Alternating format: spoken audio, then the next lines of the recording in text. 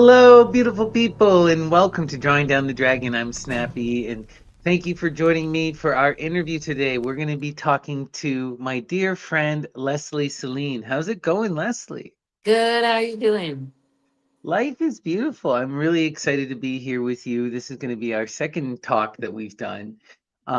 And I just always enjoy your presence and your stories and excited to catch back up with you. So, why don't you reintroduce us to yourself? So, talk a little bit about who you are, tell us about your mediumship, and yeah, all about your magic. My name is Leslie Celine, and my name is a bridge. I was born on Ohlone land, and I am of mostly tinker, traveler, Scythian genetics. Um, I don't know that I became a medium. Like your question was, how did you? I don't know that I became one, Right. and that has to do with everything we want to talk about today. I'm neurodivergent, so if I interrupt or I talk over you, just tell me I'm doing it again. Uh, we used to just say spaz, you know. I'm 58, so the current neurodivergent diagnoses that we have are super recent. They're from like 2013. Before 2013, I never would have been called autistic ADHD. That it was a non thing, right?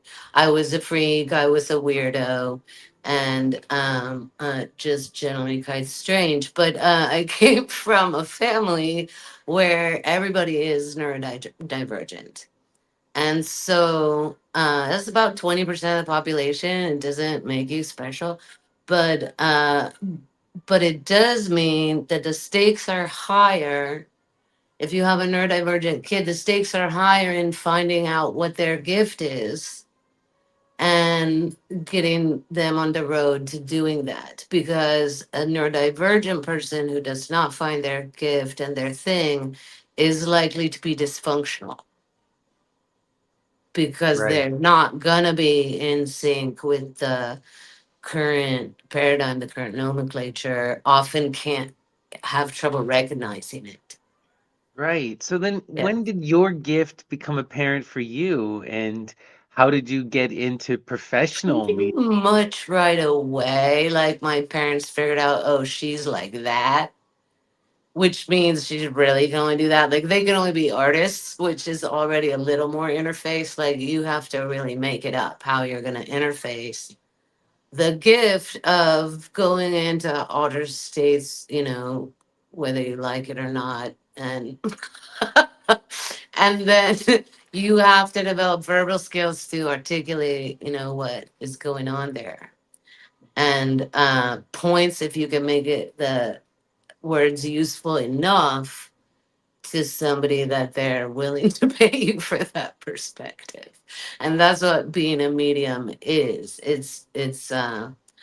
And it's what being neurodivergent is. It's being you don't need as much drugs as somebody else. Okay. Yeah. Right. Right. It's not like it's not like you're the only one who can go to these other dimensions, but other people need higher they need drugs to do it. Right. And they have to want it. And Right. there's a whole path to get there. Hmm. But you as a neurodivergent, you could go through that whole path and you get there and the teacher says leave that plant out. They don't need that. Or they could say give them double. I mean, you don't know what's gonna happen as part of it. But so as far as I know, I'm just that way.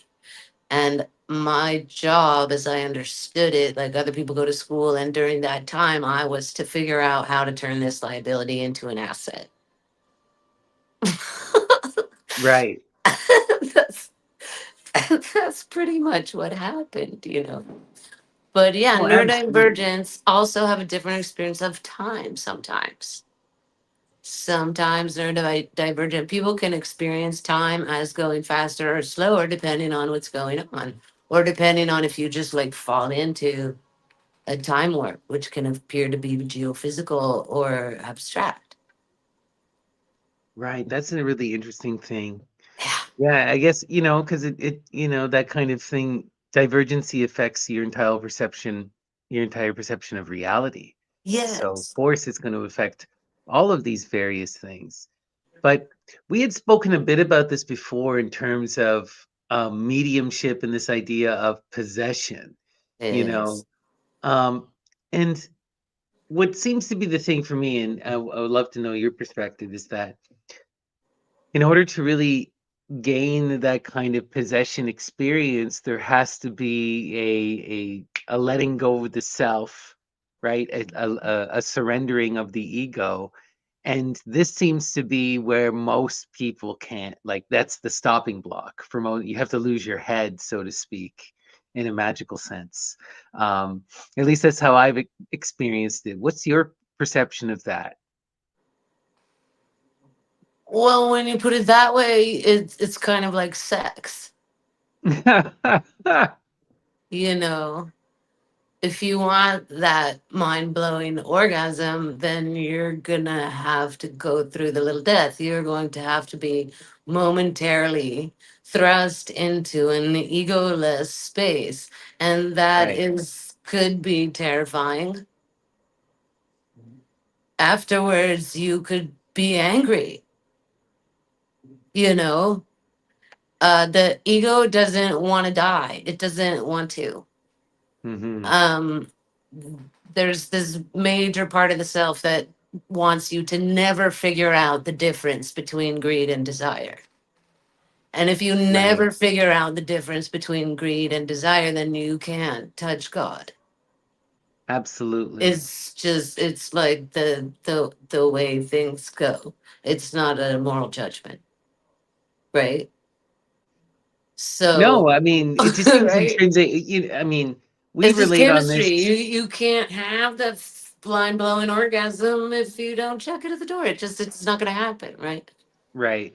No, that's a really good point. I just want to highlight too, it's just, the possession magic seems to be all about this kind of a surrender, right? Yes. You have to allow yourself to be enthused, right? And that is can be Yeah. very, very difficult for some people, right? Well, Interestingly. okay. So there's also like rock climbing or bungee jumping Right. or jumping out of an airplane with a parachute, that's the feeling you're trying to get. Like that thrill is when the self is displaced by another Right. thing in the perceptive field that is greater and grander and more desirable for at least for that second Right. than the constraints of the small self. Wow. Yeah, that's so wild. So, When we watch a horror movie or any kind of movie, we're usually trying to thrust ourselves outside of ourselves, right? Like we want to be surprised. We want to be, and that's when people are super cute. Is when is when the stuff falls away and you get the real juice, what the essence of the person. That right, part that your kid can't hide, like the 2.5-year-old. Like, I mean, we don't go around like oh with our head like up here, but the essence of the person is all you get basically with the 2.5-year old. Like, that person. oh, absolutely, And right? that That's something person that's is so gonna be wild. that way forever. No, that's very true. There's a They core could essence. pretend, but. No, that's very, very, very true. But we see this like, I always relate things back to the tarot, and that immediately just makes me think of the Fool card. And the essence of the Fool card is all about reminding us to return back to that childlike wonder and audacity, to be in that authentic self, one that isn't, caught up in imagination or bound by false conceptions or perceptions. And it helps to have a diaper. But when kids are learning to walk, they will have fun falling. Right, Like they'll fall by accident and, and then they'll do it on purpose and laugh right. to have that feeling, of knowing where the range finishes and where the unknown begins and have that thrill and they find it very funny. And so Oh yeah, often, when we are beside ourselves orgasmically, we'll find it funny later also. Like we'll that's very giggle true. together, and that's also another way to get back in the body besides getting mad or getting up and doing something else, checking out, Right. whatever And people do. another interesting thing about kids that I've been realizing, just having a child now, is this, when a lot of people talk about like left-handed path magic and breaking of the taboo, and kids like relish in this in a way that is just so primal. You tell it, especially at her age, because our kid is of that age now where she can understand that she's breaking a rule, Yeah, right? And it's so as soon fun. as you tell her not to, she goes and And immediately does it, then right? looking at you like, And looking at you like, okay, so what are you gonna do now? I did it. Now what? Right? right. But like What it's is a so boundary? What is a limit? What is the but unknown? it's such a human thing, and it's just such a realistic thing, and it just reminds us, this is why constructing things like laws is such you know, a problem in many ways. Because as soon as you construct a law, someone's going to have to break it. Well, There will always be that person. I'm an anarchist, so there's that Right. Raymond Hennessy quote: "I'll judge your laws. The good people don't need them. The bad people don't obey them. What good are they Right. anyway?" I love that. It's not like, see, the 2-year old is playing. Why is she playing? Because she knows right from wrong. Right. That's the gag. That's the whole gag, right? Of course she does. Absolutely. Everybody does. Everybody does, right? Morality is simple, right? All of But this it is kind of would it would appear complex. Like if somebody is doing a spiritual practice and they're like, oh, and I'm just sitting in my room and nothing happens. Like the magic doesn't start. I don't see moving lights. I don't see, if I don't take a mega hit of acid, I don't see shit, right? And you're going, well, practice, right? You you're gonna practice surrender, right? Like well, if this is if the you thing, only fall on your ass once every 5 years, it's not going to be funny. But if you practice, doing something that tests your limit, and you do fall, and you get to laugh, and you develop this muscle of right? of being able to fall, being able to. The 2 year old's trying to gauge what's the difference between surrender and falling and a joke. Those are all things that you could be one thing, right? Well, this is such an important thing that you bring up, and this is something that I always tell everyone. If you want to pursue the magical path, then you're going to have to engage in disciplined practice. It's Yeah. just, it's And just you're gonna, going to have to look foolish. right. Well, we all look foolish, Well, if you're right? doing anything discipline, any sport, anything with discipline is you're testing your limits, so you're gonna fail Yeah, and you're gonna look foolish. Um, absolutely. Good so it point. kind of throws a wrench in when people are just doing magic to try to look cool. Who's got Right? bad news? Well, it's also because so many of us, right? We're all practice aesthetes. We can all tell when something is beautiful. And then this becomes a problem when you're starting at zero, Yeah. right? And you look at what you did and you go, I don't like my art.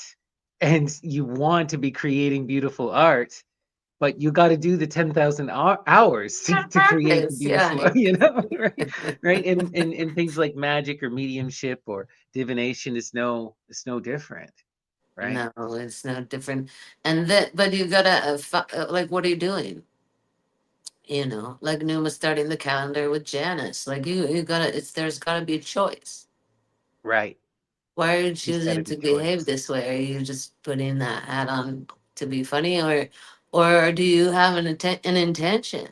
Are you conjuring something, or are you just Right. dancing? Which dancing is fine. Dancing is like 90% of magic. Just to be in that state, spinning in the trees, yes. But also, it's not, you're just an animist. Then you're not doing magic. You're doing magic if you have an intention, and you have a concept of what horses. Numa is such a perfect example to bring up because he's such an idealized magician, but here's the like a character like Numa, everyone wants to be Numa. Everyone wants to be the one who can speak directly to their muse, who gets to read the empowered literature, who gets to write the laws, right? And Mm, be mm. chosen to be king. Wouldn't we all love to be chosen like Numa was chosen? But no one wants to do the work that Numa did or go through what Numa went through, right? No one wants to have their wife die. No one wants to have to go spend 5 years in silence in the wilderness. But I mean, that's I what it take a took look for at the him. royals nowadays, and I feel Right. like Numa did. Like, oh my God, only at the point of a gun would I ever do such a thing. Right. They look absolutely miserable. And so Numa thought, like, what's the exact opposite of that? And I'm gonna do that as much as possible just in case they ever make me do that, right? Like, I don't think he was thinking, I want to be the king, I want to be the best king, and then how do I be? No, that was not Nothing. his intention at all. But it Well, is your the story, intention has to do with what are you going to do with the cards you're dealt. because the story goes with Numa, right? Is that he's related to he's related to Romulus through marriage, and but he's a Sabine, Yeah. right? So, but his And big so thing it's a is, political move to put Sabine there, but just like also, what's so interesting though is the at this Germans point in and the his life, Russians and the British and yeah. right? But like what blows my mind, like if we're listening and we're believing Plutarch, right?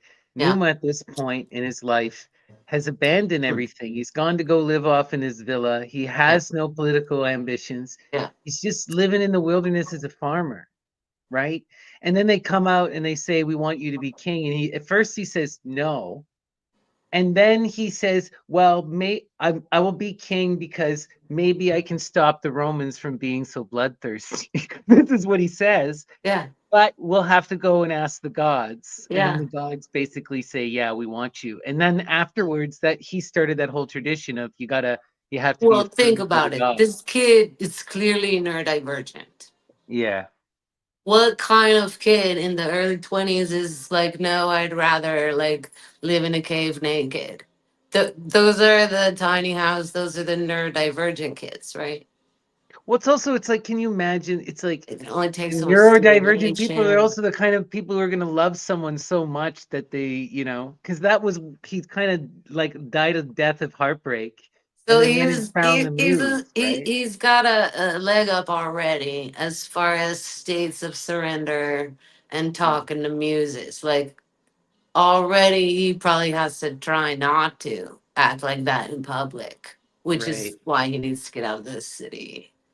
So there's that, and clearly handicapped, in other ways, or this would not be his solution, right? Like if he had, like like Thunberg said, if I weren't neurodivergent, I would have friends. I would not be doing this, right? And like, so Well, it's also one of these interesting things. It's like, okay, is he living off by himself because he's this pious guy? Is he not talking to anyone because he's this pious guy? Is what he is the eating pious food, guy already? Those guys, there's no way, right? Like there's right? no way. Most people that would be like torture. It would be beyond, like, one of the crazier things about Numa is like he was said to eat almost exclusively barley and water. Yeah, he's And when they like asked, got food sensitivities. It's right? the whole nine yards. He's You you and sound me, like right? Tesla now, Yeah, right? Like, yeah, yeah. He can you only eat know, certain things, and yeah. total So neurodivergent. That's a really right, interesting thing. and the main thing he contributes is the calendar, and they won't let us have it, right? Like Yeah, they God. hid it, and then they found it, and they're like, "Fuck no, throw it away." Like if the people figure Well, this out, it is such a map to liberation he that also they're only built, giving us the first two steps of 12. right. I mean, which is it's so obscured and occulted. All this stuff is so weird because he also did build the temple to Janus, and he built the temple to Vesta, Yeah. right? Which is really interesting, those two temples, you know. And the temple to Janus, right? It was the one that But they would that's what I always, mean. He goes macro, right? right. And like if he was a poor kid, like he'd be making it out of bamboo. He wouldn't be not making it though, because you can't Mm, help it if you're like that, right? right. But he's got overhead view. Like he's got calendars and time space, and he's got temples that draw in different elements that will have, that he's already working mythology to social effect, but Well, this with is the where opposite goal of his predecessor. this is where Numa and you start to become really interestingly similar because Numa claimed to have inspired books that were told to him. Like he didn't just talk Is about and create a calendar, it was revealed to him it's as like the books. in the Dali, it's very clear the Queen of Cups. There's a abstract figure, and the air is going in the ear.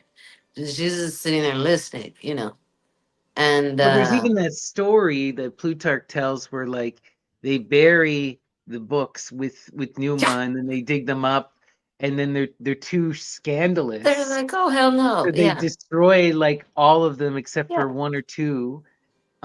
And that's what they claim are the modern Sibylline oracles that we have left, are somewhat related to this. They might be, I haven't read them myself, but it doesn't.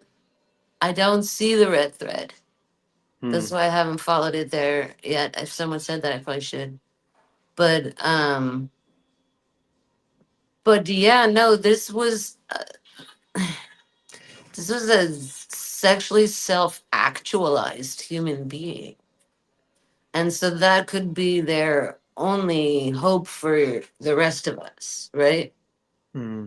And so they were, yeah, scandalous. This is information to your liberation using your body, right? Hmm.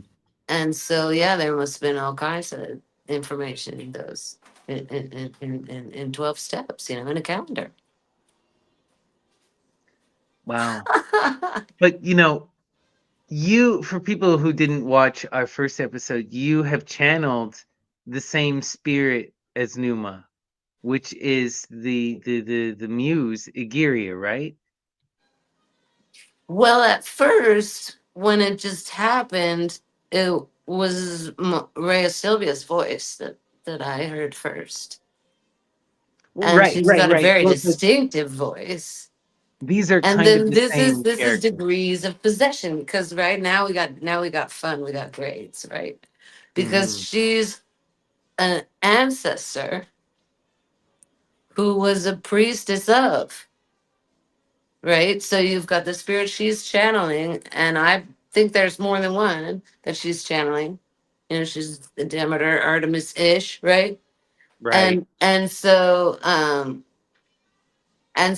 then you've got her, but her being was so transmuted by her supreme dedication mainly to Vesta, right. that you're dealing with an elevated ancestor. This is a kami that is larger than there's different ones. And it's not a hierarchical, it's layers of expansion. And so you've got that Numa. When the Numa's voice comes, he's pretty much just him, right? And yes, he's sort of possessed by everything and the zeitgeist for sure. Um, but not yet. Like we haven't gotten to the older Numa where I can see his the shape that the spirit inside him makes of him, right? It makes you a Right. shape, right? Like someone, Greg Wise was saying, my grief is what makes me the shape I am. And I think actors use that one an awful lot. But yeah, so if you think you've never been possessed, you're probably wrong, right? So in Sanskrit, and I'm not even going to say the words because I know I'm going to pronounce them wrong, but there's three, and one is the first level of possession, which your spirits are elevated. That's all it means. Your spirits are elevated, but by what? Like if you're an atheist, by nothing or by alcohol. But the rest of us, we believe that our spirits are elevated by elevated spirits, right? And then the next level of possession is when the ego is momentarily obfuscated by the spirit. You're possessed and then you're not, and you have no memory of this. and it's seconds or it's minutes, or the people who are masters, they can stay there for longer. And that's when you really know it's not for you. Like, okay, it does something to the shape of you, but you don't get the messages, you don't get the encouragement, you don't get the interaction, right? That's for the other people that are there witnessing this. And then the third form of possession, and this is, I think, there's like Swami level, you've done years and years of discipline and you merge, and your friends don't see you anymore. Like they come over and it's just, it's your boss who is now, so you possess 24/7. This is considered very, very rare. Yeah, they call And that in the traditions, like you're taking on a bow or an emotion of the god. Like there's a really famous saint that I studied when I was in India, Ramakrishna. um, And Ramakrishna was really famous for taking on these various moods, various visions and versions of the gods would possess his body. And like for example, he was a man, but sometimes he'd be possessed by the goddess Kali, and then he'd be like rising in orgasms, and he'd be doing this in like the middle of public in the streets, and yeah, people would yes, just be just like in total shock. yeah. But he would talk about having these moods from Like an all autistic kid kinds. spinning around in the train station, and you're like, oh my God, He had all kinds of moods though, like he felt like he was possessed by Muhammad, possessed by Jesus, Mm, things that would be considered radically heretical, yeah. to people outside of his tradition, but for him, like, they were all merging into his body is how And he would doesn't phrase it. his religion is geo-specific social situation, and then you get like Rilke, the Duino eulogist. He says the angel came, wrote the whole thing, and left, and he didn't even know that he'd been up for days, Wow. and there was no corrections. Other books of his, he had to work harder on. Now, okay, so I want to ask you about this because we've So kind of that's alluded to muse this. possession. Yeah, He's possessed by a muse, right. which We is see this. another different kind of spirit than you're talking about with like a collie or something. Well, there's like you said, it's various levels of how they engage you too, right? Like Yes. that we're talking about Ramakrishna now as the master. You don't just get possessed by Kali like that. That's like No, collie's the gonna very edge. burn your electrical system right out if Well, you try to what's jump so in what there. what's so wild about Ramakrishna is he talks about, so in order to get to that level, it took him a decade plus of regular intense practice. We're gonna But intense practice and being taken care of. Like he's living right in a in a very temple. controlled Yeah, situation where a he's bunch of living people in are a doing temple. stuff for him. He Absolutely. doesn't have to, And where it gets even go more hunting or wild anything. though is, get this. So he gets to this point where, he's so frustrated without having achieved the kind of enlightenment that he wants, this This master is spiritual enlightenment. materialism. Yeah, it's very He's greedy, so very he's so greedy. he's so after 10 years he's so frustrated. So he winds up basically in this moment where he's like, he takes the sword of the Murti of Kali and says, if I don't get possessed, I'm going to cut my head off. And he starts literally cutting his head off, and then he gets possessed. But he almost killed himself. He's like, he actually started to bleed out, and I had to But take see, him this is what to I'm the talking about with hospital. the bungee jumping. Like this is the Right, level of his ego, right? right. That he had to shatter, That's right? actually what it took. That's actually what it took. 10 years and almost killing himself before he Yes, was able this to is break his why ego. initiation is supposed to mimic the death, and this is why we call orgasm the small death. Is the ego doesn't want to die at all, Right, and it had to be in him with the knife because if it was somebody else, then it didn't count, right? Like right. his desire to not exist had to be stronger than his desire to uh, be the only one in his body. Right, and we see this as such an empowered mythopoetic image too. Like I immediately think of like the goddess Estrella, or all these characters, all these characters who set themselves ablaze in order to rise to the heights of the stars, or who castrate or have to destroy their in order to get to that transcendence, you have to pass through a judgment or a death or both, Or unless right? you're autistic, which is basically if you can just lie down on the ground and be like, Right. This is the thing, right? Some But see, people then can there's just. this medical paper freaked me out so much. This Mhm. medical paper says neurodivergent people's body fluids are psychoactive to non neurodivergent people, and I'm like, what in the holy? But that makes all kinds of sense when we talk about the echidna, Right, because like Numa, the oracle, she had to be neurodivergent first, right, or you don't get to be the oracle. And the echidna probably the same, right? They're not picking kids for whom this is going to be hell. They're picking kids who are that for whom this is going to be their gift and their contribution, right? So they're plugging the neurodivergent kids out and putting them on this track.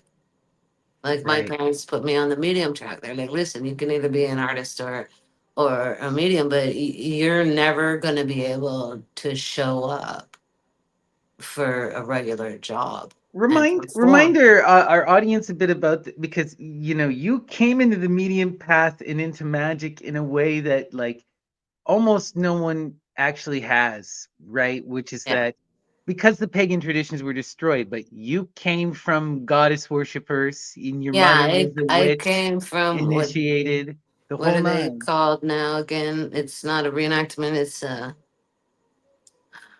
pagan reconstructionists, basically. Right.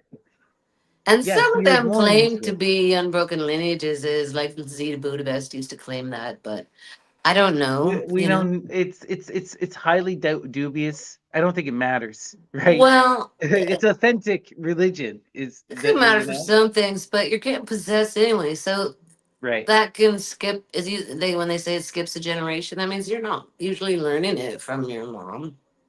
Hmm. That's a thing like red hair. Like they say to be Faye skips a generation. Oh, she's like grandma. She's like the auntie of grandma or whatever.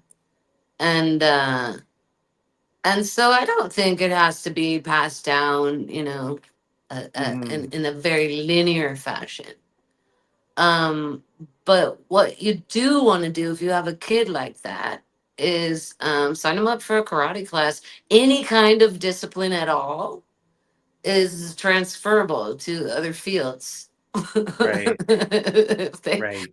if they can do martial arts, then they're gonna read better, and they're gonna understand music better, and so because it's gonna take that little extra work. Like everybody, it's great if they find their gift and they do that and excel at it. That's great. But your neurodivergent kid isn't gonna make it unless they do. So you Mhm. gotta, that extra step of figuring out how to crunch, abstract data and turn it into something communicable and hopefully even useful. Because of that, some poets, but your poems have to make sense. They have to land. You can't just babble. Even the oracle, she can't just like babble and say what vision she saw. It's gonna have to land. It's gonna have to make sense and be Right. useful. It's So when gonna I have do a to inspire session, like someone. Yeah. people call me up in all kinds of states, or just curious, or there's an emergency right now, anywhere in between there. And so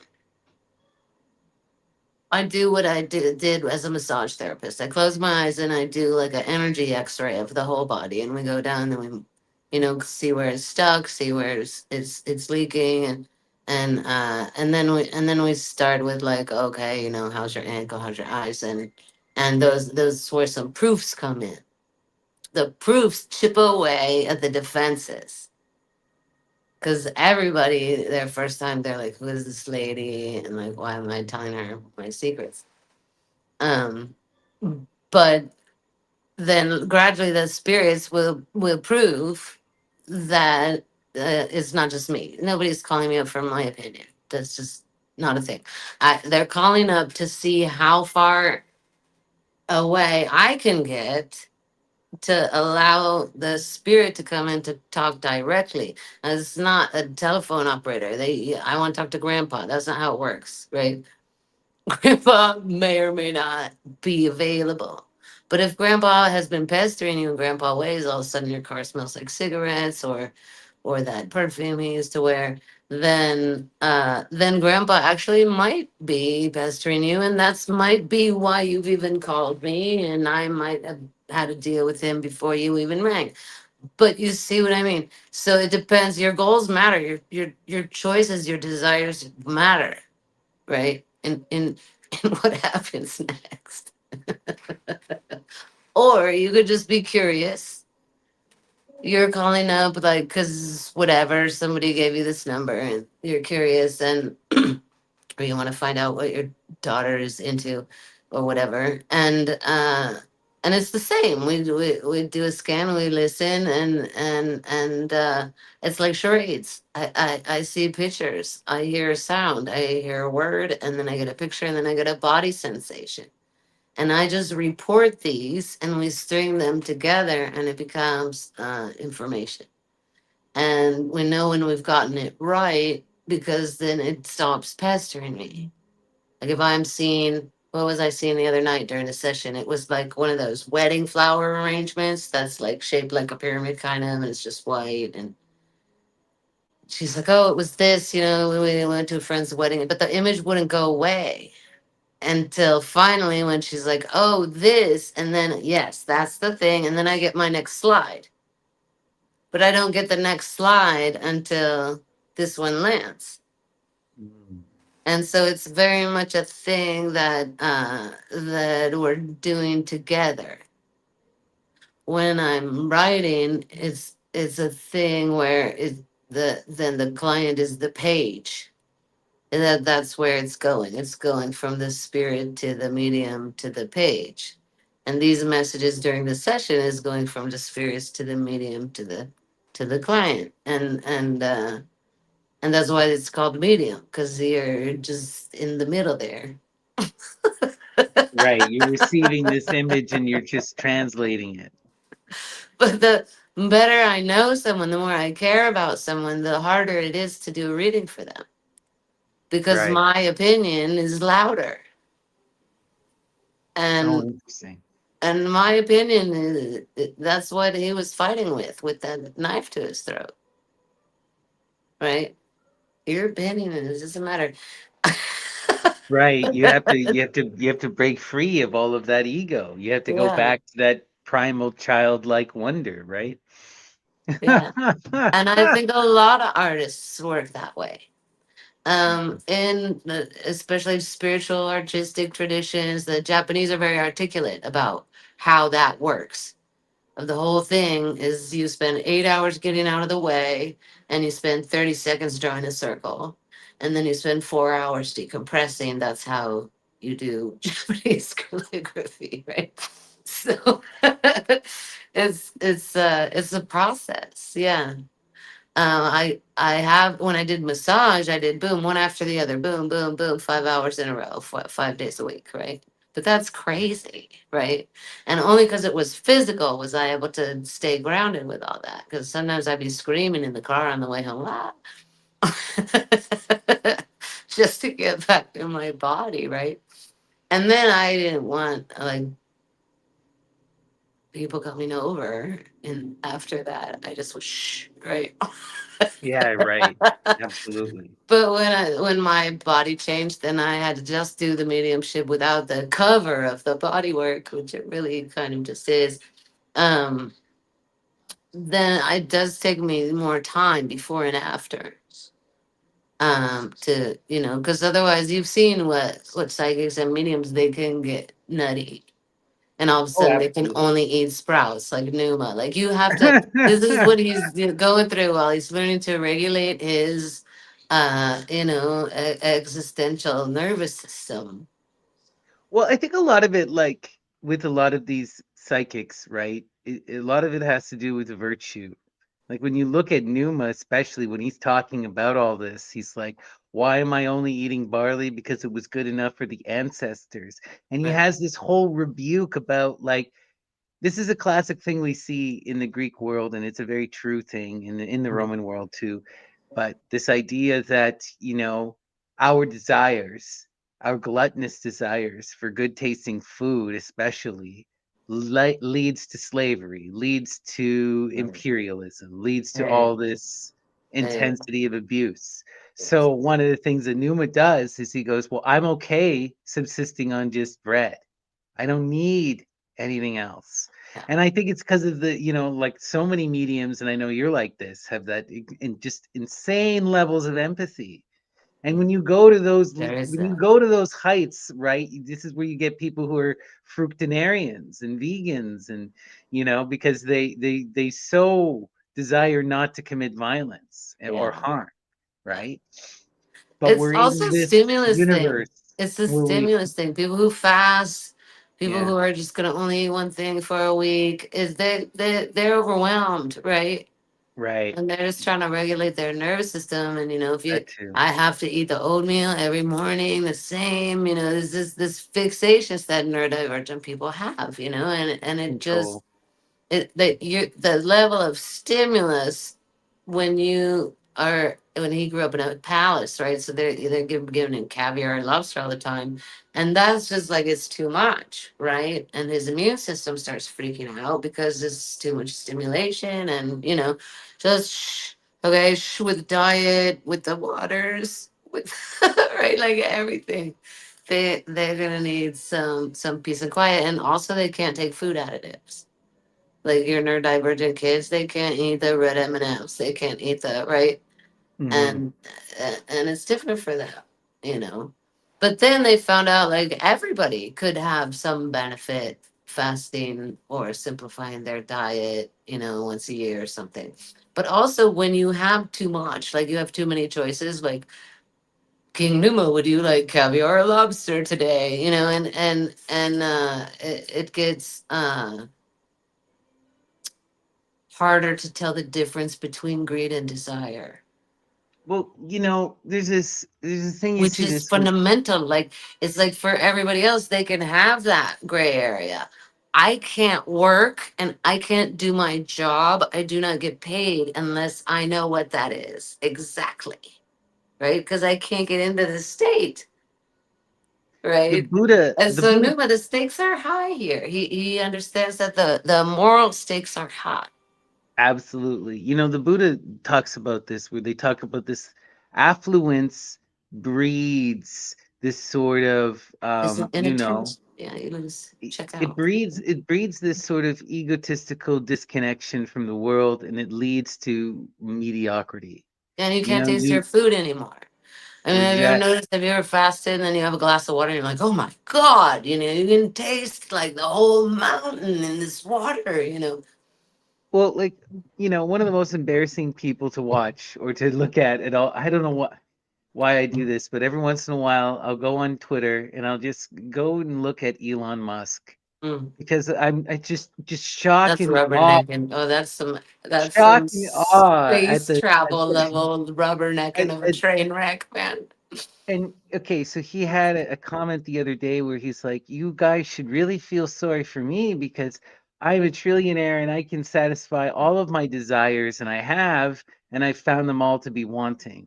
And so therefore you should feel bad for me." Right. And I'm just like, like the level No, of that this, means you're the poster child for the disease that is greed. yep, yep. Like, dude, Anytime, how do you and I not think that's what you're perceive? doing. I think you are using him as a signpost Oh yeah, of oh yeah, like, let's be clear. This is where greed leads, right? If you and had it a doesn't trillion make you dollars, happy. you would not be happy. The man works more hours than a slave, and he can't keep a woman to save his life. To Nope. save his life, he can't keep one, no matter how much he pays them. It's very sad in the sense that what it means is that there are legions of them. He's just the king. There are It, thousands and thousands and thousands of people like that. I know. And This is what really they're scares very me. difficult to communicate with because there's nobody home. Yeah. Every Well, moral compromise you make is just like a piece of you goes numb. And so, but do you want that? Do you want that hypersensitivity where you're going to have to live in a tiny house and eat sprouts? Or do you want to be like Elon Musk? Or do we each occupy our own little spot somewhere in between, right? Like the spectrum.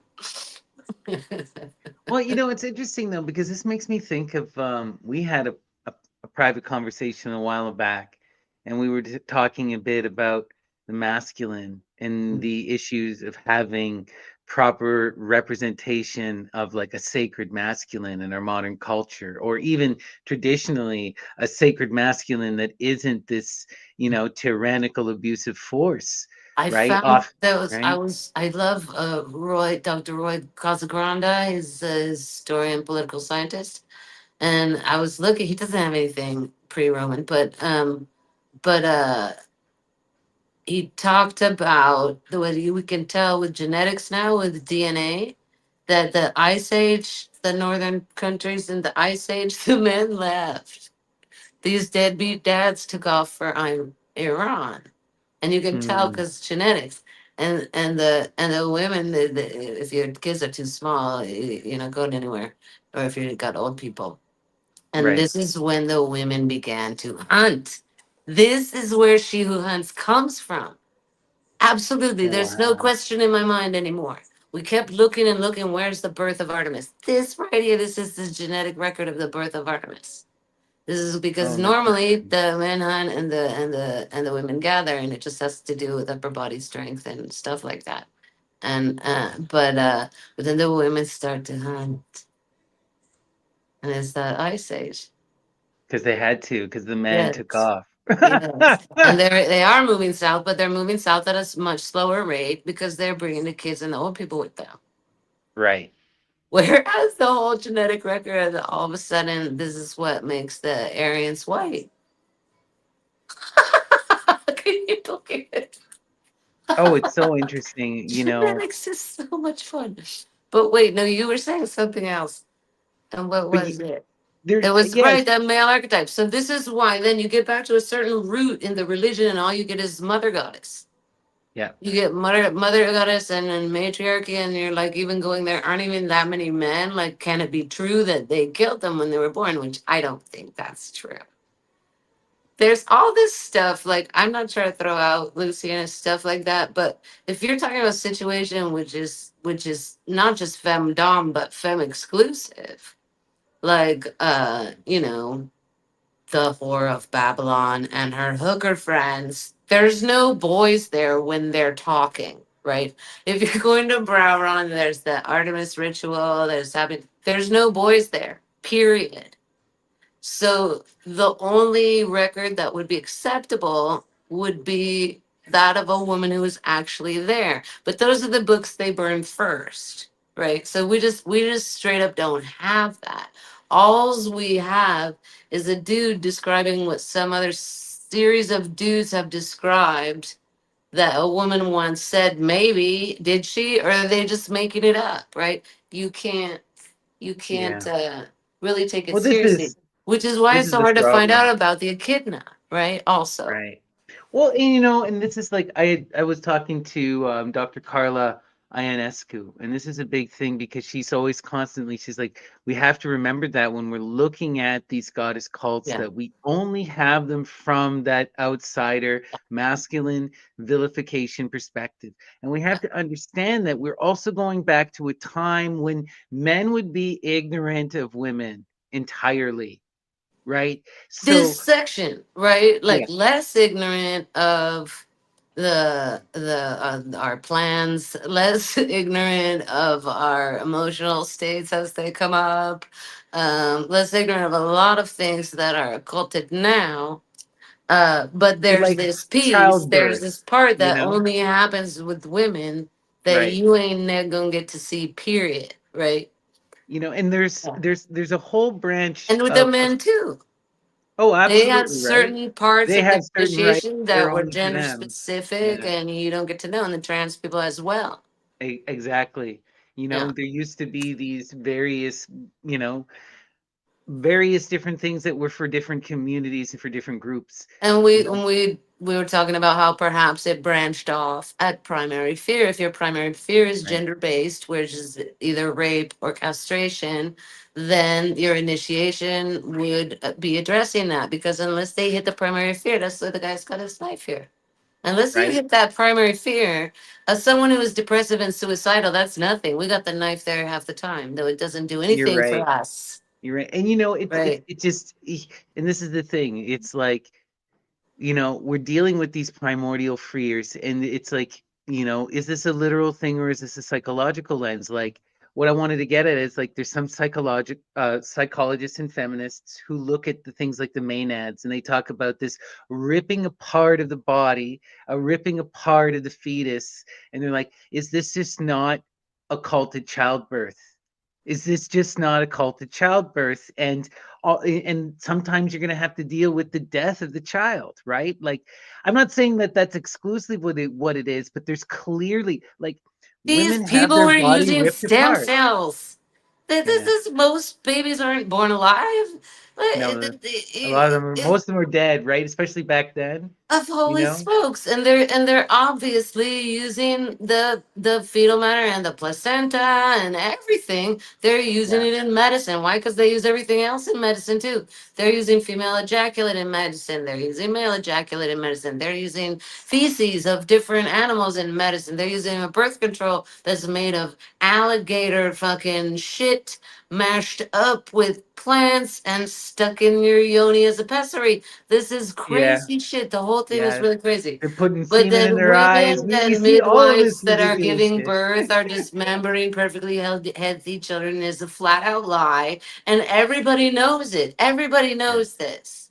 Yeah. Right. Well, but this is the thing, right? We only have this vision of the Maenads as these crazy And people who okay, are if I'm a eating the, doctor at an abortion you clinic, know? like today, what are they calling me? A Hmm. baby killer. What are they saying? Right. That I Right. dismember fetuses. This is, Exactly. they're talking about women's health clinics, Yeah. Right. you Exactly. And know? this is what we're seeing, right? We're seeing this patriarchal vilification, and that's the only image that survived, right?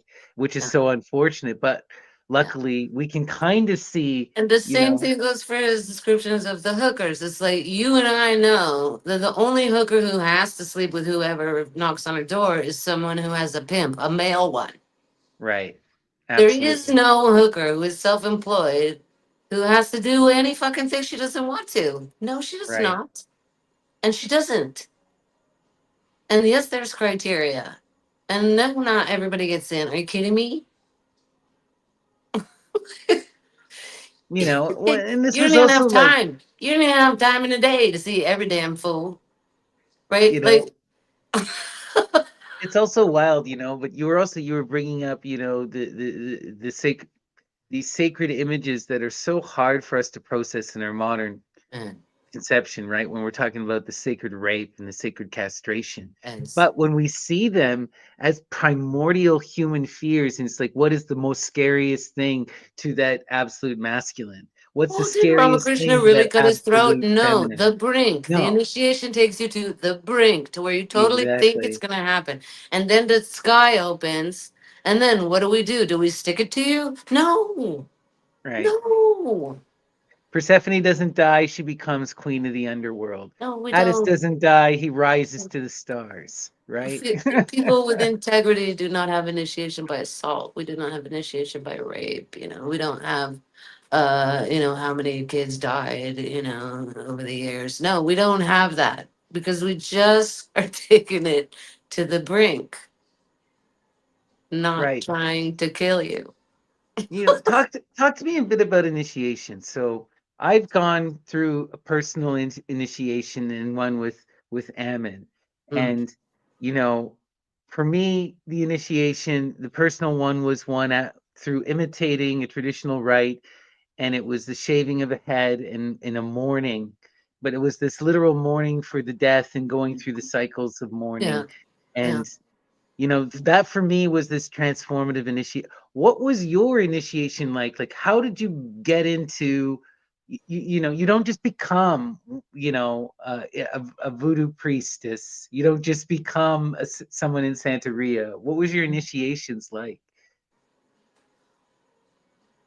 Well, Was it as you know, similar with to what I did, initiations, or? there's you can't say, even if and Yeah, in Western magic, a lot of times that's how it's going to happen is by yourself by accident or by yourself on purpose. Because if right, you don't have a lineage, then the spirits need to come anyway, right, and exactly. that's very difficult when it happens with no guidance at all. It can be quite frightening.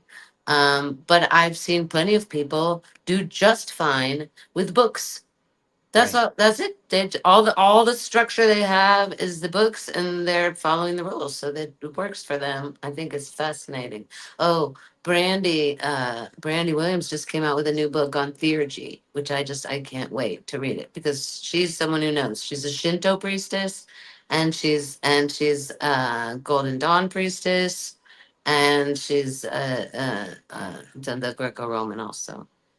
Oh, wow. She used to run the open source Golden Dawn.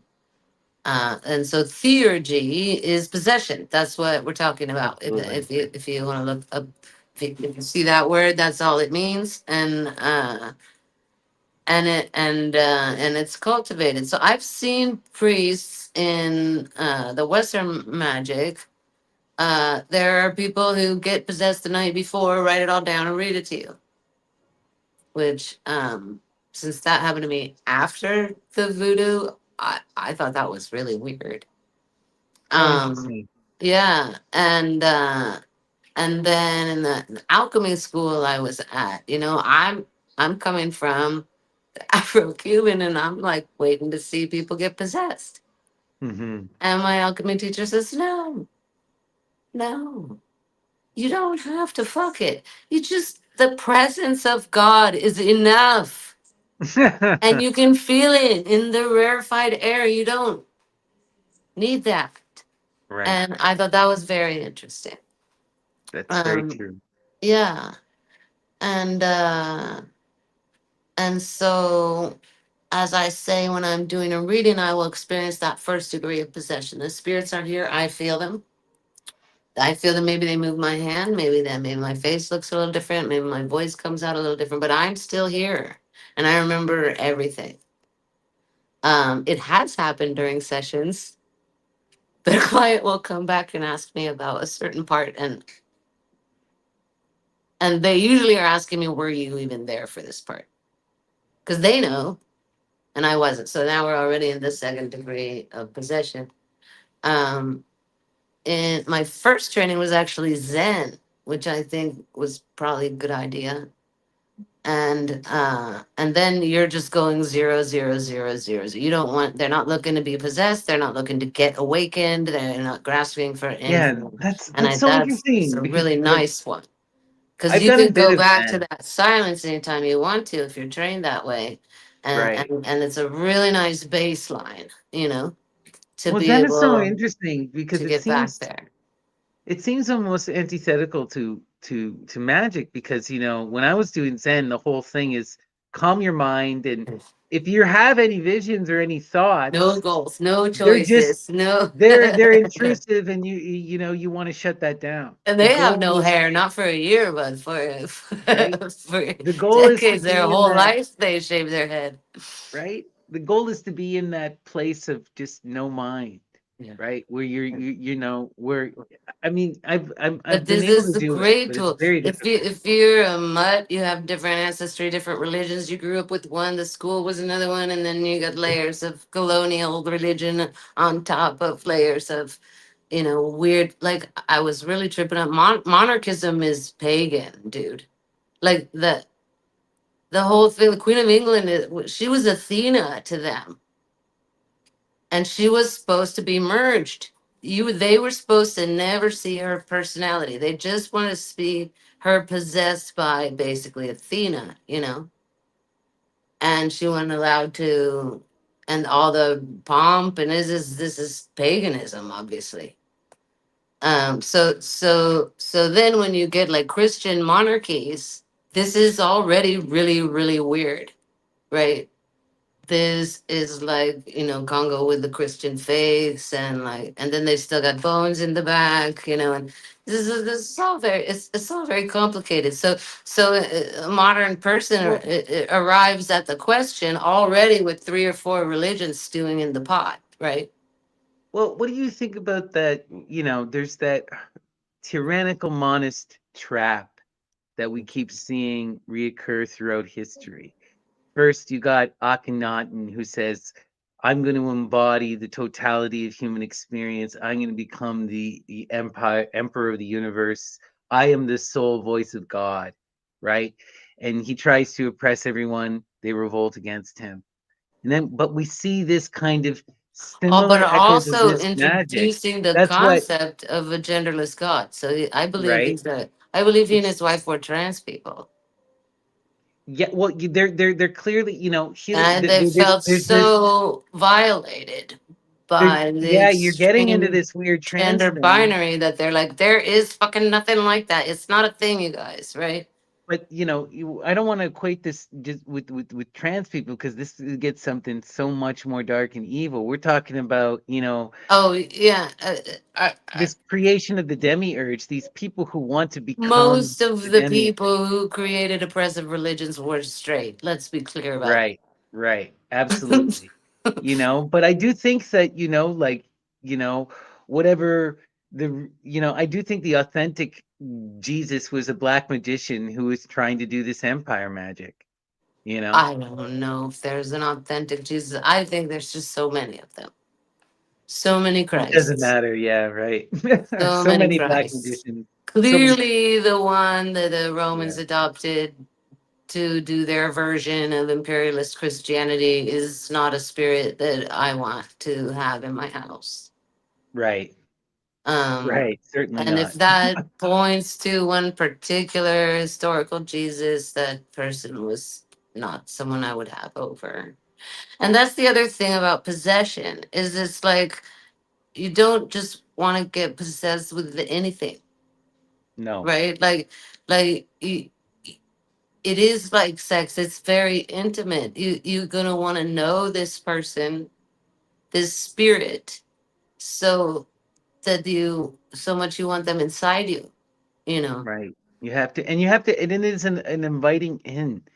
And this is Yeah. something that, like a lot of people, talk to me, various clients, and they're always worried about, I'm sure you get this all the time, even more so as a medium. They're worried about demonic possession. They're worried about demons. And I'm just like, Well, it's you do because they not have have to no worry about, guidance, and some yeah, people that's the way they're gonna do it is with no guidance, and so you have to have yeah, spirits who provide containers and guidance. You have to have spirits that you do trust. yeah. I have trouble believing that your average, you know, poorly educated Christian saying their prayers to Kenny Loggins, Jesus. I- I have a hard time believing there's anything wrong with that. No, there isn't. Like if they really believe that this is a totally benevolent spirit, and it it does get complicated when you have lineages of abuse, Yeah. But, and for a yeah, lot of clearly these, that's not the same spirit right, as the nice guy spirit that people. There's just some really down to earth people who say they're Christians who really are, and I feel like their good guy spirit that they're calling is real, right, and it's not the one from Mark 34 or whatever that number is. right. It's not the Mark, pedophile chapter Mark imperialist 15, yeah, Jesus who is making residential schools and burning books. That can't be the same spirit right. that they're calling, because you see the light in those people's eyes and they just want to help, and you know what I mean. Well, this is the thing that gets so wild with something like the Bible and Christianity, and it's a universalizing tradition. It's a Yeah. tradition that seeks to usurp the magic and spirits around it, and to take all that magic and put it through its own cultural lens. It's like, I was a Catholic for most of my life growing up, and I first connected to the Great Mother as the Virgin Mary. but Yes. like I now know that that was the great mother. I'm still connecting to the same spirit, but But I you see, met have you her ever first. seen anyone Yes. possessed with those spirits? You have not. And the No. reason is that they are a mishmash. Yeah. They're three, four deities smashed into one, and there's no way to get possessed by something like that. You can't. The Christians who get possessed, they get possessed by an angel, Right. and it speaks some their dead language. They've tried to say it was Koine Greek, but there's not enough tapes and data. They don't get possessed by Christ because Well, Christ is too there is abstract, no. right? Too perfected. No, Becomes it's kind that of cool. Apollonian other, And and so, gets and then all when weird. people have to do saint magic to start getting that level of possession, where you've got your book and you got your pen, and that thing is whipping across the page, and you have no idea what it's writing. That's possession, right? That people who do saint work and seances and spiritualist stuff. They have these experiences. Right. You're right. John D was talking to the angels. He's not talking So, to, some and people and do if talk you to the don't have a Virgin sort of Mary. mystica, you're not an alchemist. Why? Because you're not there. Somebody's got to be taking notes. Right. And it's not for everybody to be taking notes, and it's not for everybody to just so out of their head that they can't take their own notes. So, like, if you don't get possessed, just be glad you're the note taker guy. That's already a really cool thing, right? And vice versa. There it does take community to get past a certain point of initiation, right? Like, you have to have people. Uh, Also, because this greater form possession where you have no memory, somebody has to catch you. You don't be out in the woods by yourself, waking up later. No, you gotta have friends with you, right? So yes, some initiations we can have on our own. Others require community. And how I got there was, first of all, born that way. Then I did Zen. Then, my family was spiritualist, so I was familiar with. I just saw spirits, plant spirits mostly first, and then I would write it down. And then some spirits, they really don't like it if you write it down, so they would never see them again. Or so I had to figure it out, a lot on my own, and then it was I kept having the same dream over and over again. I didn't understand it, and I took it to enough mediums, and nobody understood it. And then I took it. My sister said, "Okay, well, I got a lady for you." And we were in Oakland at the time, and she sent me my godmother, and my godmother said, "What'd you know about that?" She knew exactly what the dreams were. The dreams could not have come from any other place because nobody else knew what they were talking about. They're just very persistent, consistent symbols and events and she was like, did you read that in a book? How do you know about that? And I'm like, I don't know about it. That's why I'm coming here. And she says, okay, well, you can come sweep up after an event on Saturday. You know, that's how it happened, really. And you just started showing up on Saturdays. She didn't want me, and I didn't know what it was. But the message in the dream was clear that certain things needed, it was in this context of this tradition, and it was a specific thing that needed to be done. But she wasn't just gonna take my dreams a word for it either. I had to prove that I can sweep up and then shut up and listen and keep my head in an intense situation, and way before they're gonna answer any questions. And Right. luckily, I was trained in Zen, which is also highly codified, Right. uh, You got to be uh, super disciplined. very not about you and not being special, also tradition. Right. So I sort of knew how to behave. Yeah. Yeah. You just kind of got lucky and were pulled into it. Like a I move follow the kind of guidance I situation. get. I Yeah. follow it. I did not stop looking until I found out what that damn dream meant. Right. And I kept going, and it costs money to go to 10 different psychics. And nobody knows That's what you true. mean. And nobody even thinks that a dream is that literal. They're just like, whatever, it's just your intestines off gassing, right? Like that's what most people think. But I have learned that other people can receive guidance and not follow it, but Right. I can't. That's not for me. Just the way that other people can, it can be relaxing to go get a 40-hour week job for a period and just, you just do that and then you go home and it's a thing that can even be a spiritual practice, but it's not for me. It, Right. yeah. And so, yeah, I mean, that's the thing that makes me really mad too sometimes is that people will go the trouble of showing up and actually paying for a session and they have no intention of following that guidance. They have no intention. They're just going to lead themselves to water and stand there and gawk. They're This never is going to something that's drink it. really, I've had this. It's so frustrating. I've had, I don't understand this. That's You get a why I just client, feel like a court they jester. At that point, I'm just a carnival act, right? right, a person shows up and they're determined, like, this is fake. You're a liar. I don't want to listen to anything you're saying. Why are you paying me? But no, there are people that they come, they love it. And they Right. think it's great, and they tell you I was right about Yeah, everything, and then they still don't do their homework.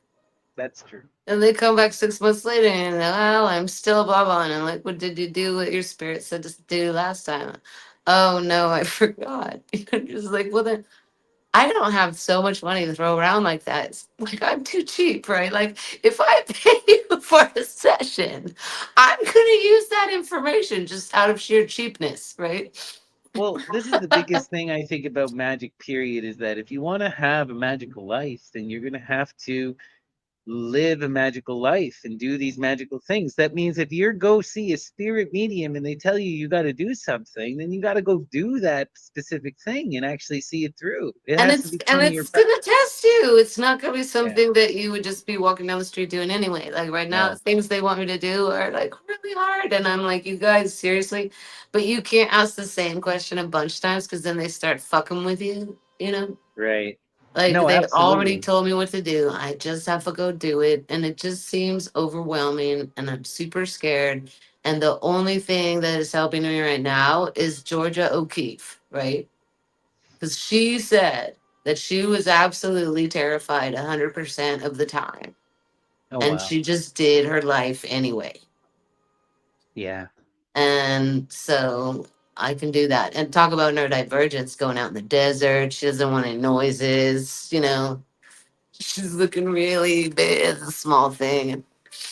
This is neurodivergence. You have to have accommodations. There totally are neurodivergents and mediums who need to live in the desert or in the woods or at the beach and never all at once. But some people, they can only do their readings with their feet in the water. Isn't that funny? It's But kind it of wild. happens. People are interesting. And as far as who gets possessed and who doesn't, it's mostly women and gay guys. Because we have positive associations with having other people inside us. Whereas for straight guys, even the concept can be challenging. Right. How can you surrender and let something come into you? So a Right. lot of times, like guys way on the straight side of the spectrum, they will be much happier taking notes Well, than it's getting all also that going on. Yeah. this is Or keeping the this is rhythm. They play the drum. Boom, boom, boom. well, this is also something that you see constantly, right? With the muse. That the muse, if you want to speak with her, you have to let her speak first. And this is something that you see with people where they're striving, they're reaching out, they have that desire, that lust, and she'll never speak to you. It's never going to happen. And this is something I see with a Greedy. lot of They're men in greedy. general. They struggle. They're trying, how do I get to this point where I can come into that connection? And it's like, well, you have to Isn't it stop funny, dude? lusting. It is. It does happen with the gender to the acquisitiveness, and I wonder if it's nurture, nature, also that piece, the spiritual materialism. I want to have the awakening under my belt, kind of kind of attitude, and it's so not that. Yeah, that's not what freedom is. Um, but even if someone needs a very intense experience to experience that outside the self thing, they're probably going to remember it more Right. than someone like me who has that with every orgasm and dream, right? But I mean, for ages, I thought that sex was psychoactive for everybody. Oh wow. It's not. I didn't know that. I mean, that's the thing, and that's why the echidna is so interesting, right? Like you're dealing with someone whose fluids are already psychoactive. Period. Right? You're not starting with someone who isn't. That's what this study is so interesting. These Hmm. autistic and schizophrenics who they tested the fluids. That's not. They're not trained, and they haven't been on this regimen of herbal medicine like the echidna has. So, but anyway, so you're starting with someone whose fluids are already psychoactive, right?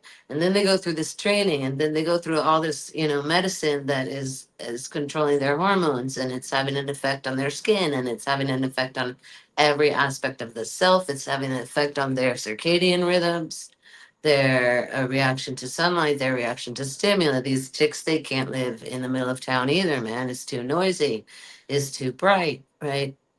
Hmm. And the more they decide to grow and expand this part of themselves, the more psychoactive their fluids get. Fascinating, right? And so yeah, then I think, especially like say you're an autistic straight man, you're probably going to be masking even during sex because that level of surrender is not considered masculine in the straight nomenclature.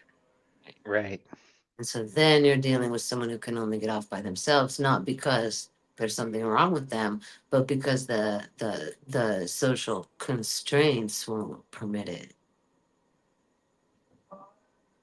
Yeah. Very, Well, so many very. people, this is just a constant thing. Our society is a very abusive society, Oh, and we have disconnected ourselves from our bodies, from our dreams, from each other, right? And so it's like, yeah, how do you heal these kind of things? And we we exist in try, a and then world. half the time we wind up with some like sex pesty cult, right? Because yeah, again, we're supposed Well, to. The initiator is supposed to facilitate this, not do stuff to you.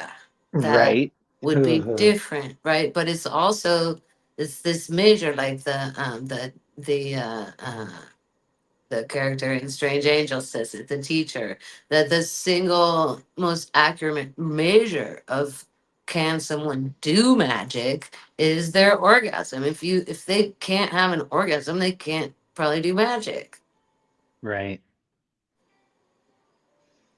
And Yeah. it has to do with it's a way of gauging the capacity for surrender. Yeah. You have to be able to go into that death zone, right? Back into Mm. the primal self. We're talking about time earlier, and I think so much about it is like, you have to go back into that chaos womb, in order to really do magic in a sense. You know what I mean? There's sometimes Eamon does the thing on his show where he puts you in a time machine, and he does it in it's a very inductive thing. And I know that some people then, after the time machine lands in this other realm and then he gives you the text, they're having a visceral experience of this other place and this other time. Whereas for other people, it's just the device to get them to But either Well, way, it does something. this It's is an such a powerful invocation thing. of a zeitgeist. So then you got another thing. You got these deities, and you got the elementals, and then you got your ancestral spirits. You got your animal spirits. You've got your muses then, which are already more like this direction, right? And then you've got your zeitgeist, and these are more the egregoric spirits that exist because we believe they exist. Mhm. Your grandparents exist whether you believe they exist or not. Right, right.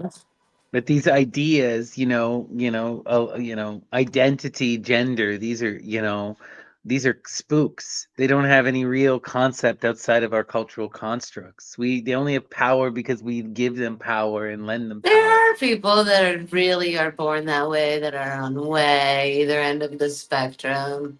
I think for Yes. you and me, they're pretty much irrelevant and nomenclature. But I think they must be part of some people's experience for it to have No, absolutely. I emerged mean, I as a don't mean thing it. I don't anyway. mean like they don't like those people don't exist, but I just mean like But these I very don't think they're even the concepts. majority. No, far from it. Far from it. Yeah, You know, I think that the vast majority of people are somewhere along the yeah, spectrum, but yeah. we've been all forced to be in these gender Yeah. binaries, these strict gender binaries, out of some kind of fear, right? And out of some kind of social control, propaganda.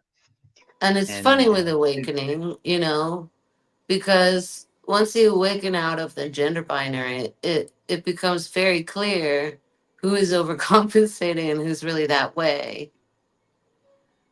And when you're in it, that's not that clear, right? Like, to tell the difference between a straight homophobe and a closeted homophobe is really easy once right. you've awakened out of your own gender astigmatism, Oh, so much, and it's funny, like like when I saw that guy carrying automatic weapons in the supermarket in North Carolina, and I had to control myself. I just, are you okay, man?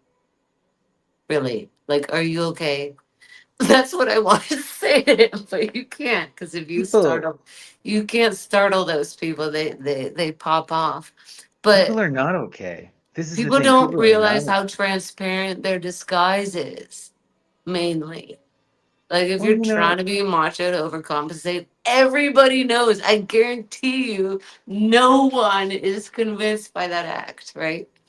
but still people put on the act anyway and they Yeah. refuse. They I refuse to just do anything wish people different. knew that everyone knows when you're lying. Because if they really knew that, they wouldn't lie. They're only lying because they think nobody can tell, right? Just like, listen, anyone over 35 can tell. Or they're doing some kind of magic, where they're just like, if I keep lying long enough, maybe you'll start to believe me. That kind of Th- shit is This insane, is but it's a true. strategic gaslighting. Yeah, no, that is Chinese water torture, and it'll wear down the most lucid person. Yeah, for sure. And that's what Donald Yeah, Trump is doing. And yeah, yeah, and a character like Donald Trump, he gets that right out of occultism. It comes out of that whole yeah. Christian, what do they call it, New Thought movement, right? Where the New Thought people, they literally believe that their perception creates reality. And so that if you believe in something hard enough that you could reshape reality according to your You mind, fish and you wish and you catch the big ones. Yeah, you can right? wish things away sometimes, or you can wish things into existence sometimes. But what those people are never gonna get is that orgasm. They're never. God can't come in if you can't tell the difference between greed and desire. There's no. God can wanna fuck you real bad and not be able to. There's no opening. You know what Well, I mean? So yeah. they're looking for some kind of God facsimile, right? And everything is made of gold, which is in European art is synonymous with the religious feeling, and the drugs and everything that It's much simpler than that. Touching God is so much easier than that, and so much more Right. satisfying and fulfilling than fulfilling your greed. Fulfilling greed, by all accounts, it doesn't even really feel that great, right? But I think that the biggest thing for me, right? When did I first I was thinking about this the other day. When did I first start to have like serious magical experiences that were outside of my dreams? Mm. And it was when I learned to listen. Yes. When I learned to listen. And and I'm still learning to listen. Don't get me wrong. It's a lifelong learning experience. But so many people can't shut up, and they just want to tell their story. And I'm just as guilty at times, but it's like, if you can't shut up and let someone else speak, then you can never get into that magical realm. You can never listen and witness the voices that are around you. Unfortunately, a lot of the really good listeners become followers of some guru, Right. you That's know. true. That's the other thing, right? You wind up falling into that kind of a trap. And it is very much of a trap because, so much of the guru thing, it's based upon this lie that you can have the guru's experience, that you can live that guru's life. And it's like, even if you imitate the guru, you will never be the guru and you will not be guaranteed that fortuna is fickle and you have to walk your own path. You have to live your own karma, you know? You and so much about these guru things is the guy's like, if you submit to me and you listen to me, I can guarantee you experience, but he can't.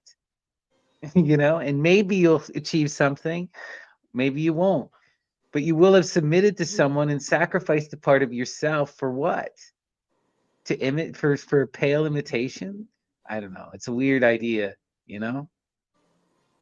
Well, and it's just greed and desire again because it's the same as advertising, right? Like if you go to a football game, right? They're like the symphony. They're consciously working the crowd and working it up and working it up, and then whoom, and everybody's on their feet, right? And they're all one, and then the blimp goes by, right? The eat at Joe's. They stick it in when there's the opening, right? Yeah. Instead of allowing you to have that opening and facilitating God having the moment with you, right? They They advertise. stick it in. And they obviously think they're getting something out of it. But even they know that this cuts off their access to God. This them doing this, it doesn't bring them greater satisfaction. No. They just are, it's just reflexes and addiction at that point. When you're looking at a Osho or something, right? Who did have some spiritual knowledge, but if you look in his eyes, there's never the time where your eyes go through him. He did not have even the most basic of spiritual awakenings. He just didn't. Well, he's when it once you start to see people with that kind of power, then that really starts to reveal. And Osho abused his followers and had 7 Rolls Royces. Tells me everything I needed. And I got to, when I did my master's degree, I went to Pune, India, where the Osho ashram is, and I went to go check out the Osho ashram. And it's like, to get into the Osho ashram, you have to pass through a military like whole thing where they got guys with guns behind pillboxes, and it's like they got glass spikes, fences, and then you go into this whole pristine, perfected world. It's like you're entering a world outside of Pune, and because Pune is chaotic India, the horns are honking every 30 seconds, but when you're inside that ashram, you don't hear a single horn, and everything just felt really fake and really, and like the amount of wealth was just absurd. Yeah. And I didn't see many Indians. Right. Everyone was Western, and everyone was also of an older age. So it just it bad It's a vibes. bubble. It's a bubble. And right? yeah, there's the thing with the time space, right? So like if you're neurodivergent and you're in out in the traffic in Pune, time can speed up. And if you go through that gate and now you're in this silent bubble where everything is the same, and then time can slow down. And if you take yourself to the extremes, then there in between there's a gap you can slip through. And that's where the time machine can take you somewhere. They're in between spots where you can slip through. And so this has become very interesting to me lately, especially doing the writing I'm doing, because I've done shamanic journeying, very different. You're either going to the upper world or the lower world to talk with a certain kind of spirits for a very specific reason, and you come back with the information. That's the shamanism basic. But just as being possessed by a muse is quite different than being possessed by an orisha or an ancestor, uh, the zeitgeist, the time spirit, the time travel, it's happening in a different realm. Are you familiar with the work of the voodoo priest Michael Bertio? No, I think you ask me that all the time, but then when you Okay, I think yeah. describe him, he doesn't sound that great. So then I don't know. The He's community, the a books wild you character. appreciate more than you appreciated the the the show. Well, he's a wild character who he I don't know. I really like his books and his art. It's very much inspired art, but he's had a lot of inspiration and a lot of this wild kind of left-handed stuff. And there's a lot of people who go off on the deep end with his stuff. And when you're dealing Yeah. with See. when you're dealing with this initiatic organizations, things always get kind of wishy-washy. But the reason why I bring up Bertio, it's just because you were talking about time magic, and Uh, so there was this one thing I was reading from Michael Bertio where he was talking about how there's this type of Orisha spirits who are related to they're spider beings, and I'm trying to remember their with the name of the god, but there's this anyway. His uh-huh. whole thing is one of the final things in his initiatic work is turning yourself into a spider that then can traverse the webs of time. And the idea is like a Uh, spider can has 8 legs that point in 8 directions, and that oh, this is cool. they use this. It's very similar to like what you see with some Thelemites and others with Merkaba work and temple Uh-huh. work, where they're creating spaceships, Yes. right? And they're traveling time, That's right? And they're using Melchizedek, that guy. He does that. Time right, travel with the America, but yeah. right. Kenneth Grant gets into this where he creates the Merkaba and then he scries the Clithoth, and he goes through the Clithoth, the dark side of the Seph, and goes into these other universes, right? So you're getting into this wild kind of time stream stuff. It's really interesting. It is really interesting. I That's the just thought kind of maybe you know. thing that you can do on your own. Hmm. Possession, like I think maybe that could happen to you once by yourself, and otherwise you would want to do it with other people. Um, but the journeying through the time space web, that is this dream body stuff. It's stuff that you have to do alone.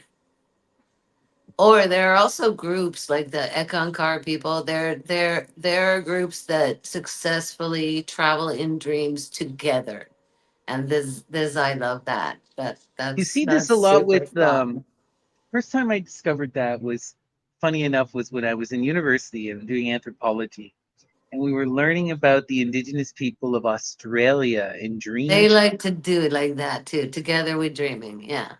you know, and you'll meet people who claim that their ancestors live in this dream time space, and they can go and like have full on converse, and not just with the ancestors, with each other. We're like they'll go into the dream time, have a conversation, and then they'll remember and talk to each other Listen, about the conversation they had in dream time. I just got some science and it's called gene methylation.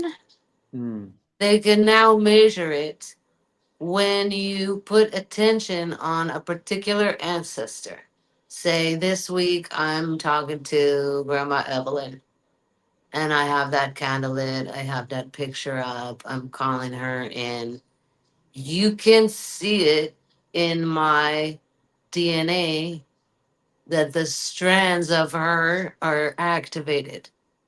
Methylation. Oh, interesting. Yes. So this is the science of ancestor possession. Oh, interesting. Eh.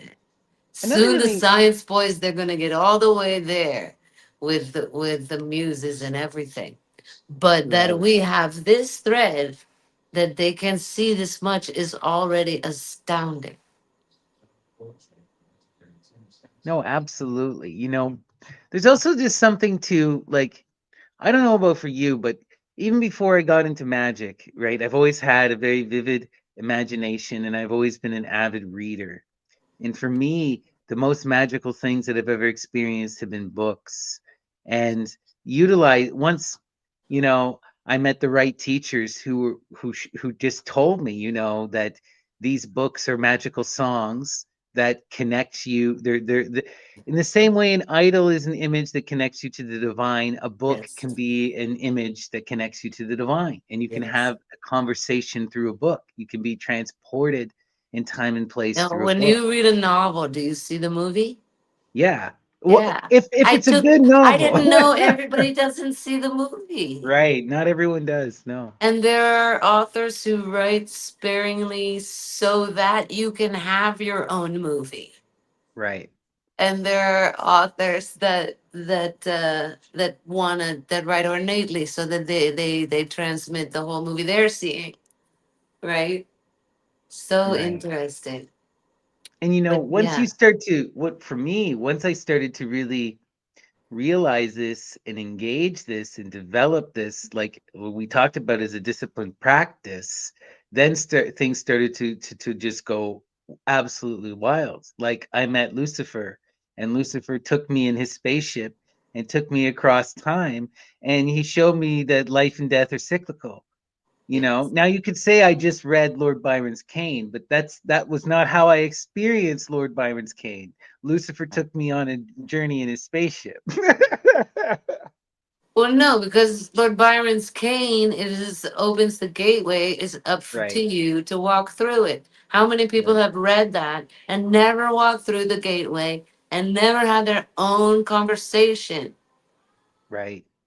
This is the thing. This is actually, this is one of the reasons why I love you so much is because I can talk to you about this and tell you that because there's so many people where I've told them, then they'll go read it and they're like, "Well, I didn't see shit." Well, right, And but you didn't go through the gateway, so right, or yeah, maybe they just need to eat a mushroom and do it. right, You know, right, or they need to get hypnotized and do it, or put on some trance music or some drumming and do it. Lie down, put a weight over your eyes, put something on your belly. Um, Even when you're traveling with the Merkaba and you've got that silver thread, you want the silver thread. So sometimes you want to weight on your belly, so you stay, you stay connected to the physical body. Then I think where a lot of people don't realize they have to close the circle afterwards. You don't just open the circle and then the bell rings. Ah, fuck it, I gotta go to school. No, you gotta close that circle, or your attention will be divided. You won't be present. It's not safe to walk across the street if you're not there, and you have to always come back to the body. And so I think that's also why people get afraid of possession is because they don't know how to come down afterwards, and so they get more and more spaced out the more they do it. But yeah, no, right. usually if you have any kind of instructions, you just follow them. That's all. Do the part where you're do the aftercare. And then the next time you want to go do that, it won't be destabilizing, it won't be dysregulating, it won't be frightening. but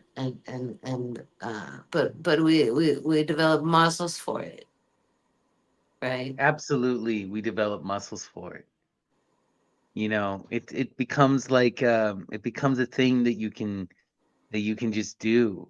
You know, Right. I And I then don't know how I to, don't yeah. have as much experience writing. So if it's on, it's on. It's if it's off, it's off. I have no control. But doing readings, I've been doing them for so long that of course I'm honest, so I do have, of course, what everyone has, which is what is it called, anxiety, imposter syndrome. We think, oh God, what if I'm full of shit, what if the spirits don't come up? Of course I always get that, but then they come, and so that is an on off switch that I have, that I can turn it on and off. If the person, is like, oops, nope, I can't come till Tuesday, I can turn that off and go do something else. I haven't prepped myself to be in that state. No shit, now I'm in this state. No, I have, these muscles are very developed, and I can get that part of my astral body to do what I want it to do.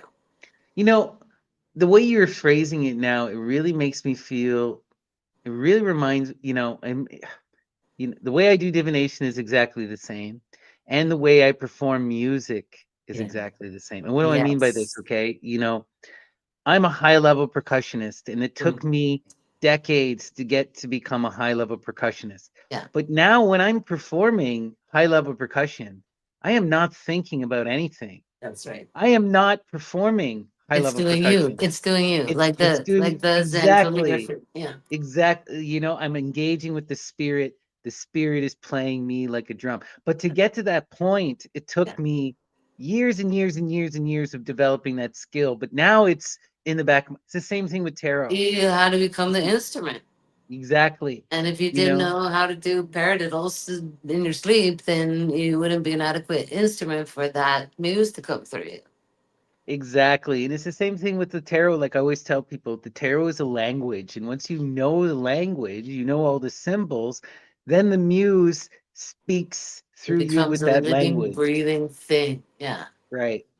Exactly. And and That's you what's enter the into those flow most states. challenging. I mean, learning ancient Greek is challenging on every level, but the most Absolutely. challenging thing is that you're not going to get an immersive experience Mhm. ever.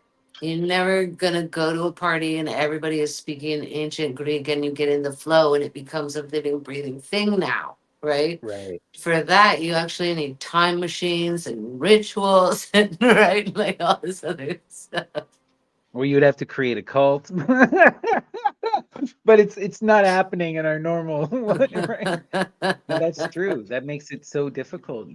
But this is why certain things become so paramount. Like a lot of the people I've talked to who really got into the Greek, what really took their Greek to the next level was Homer, was or it's just like if you're learning Latin, it's Virgil. Because once you start singing these songs and you're connecting to that ancient tradition, Yeah, it takes on its whole life. And the music the in the you. Yeah, whole point of the Homeric poetry is to teach you Greek. It's to teach you the culture. It's to wow, teach you all of that. It's the same way like the Quran, right? The Quran is not just teaching you the Quran, it's teaching you Arabic.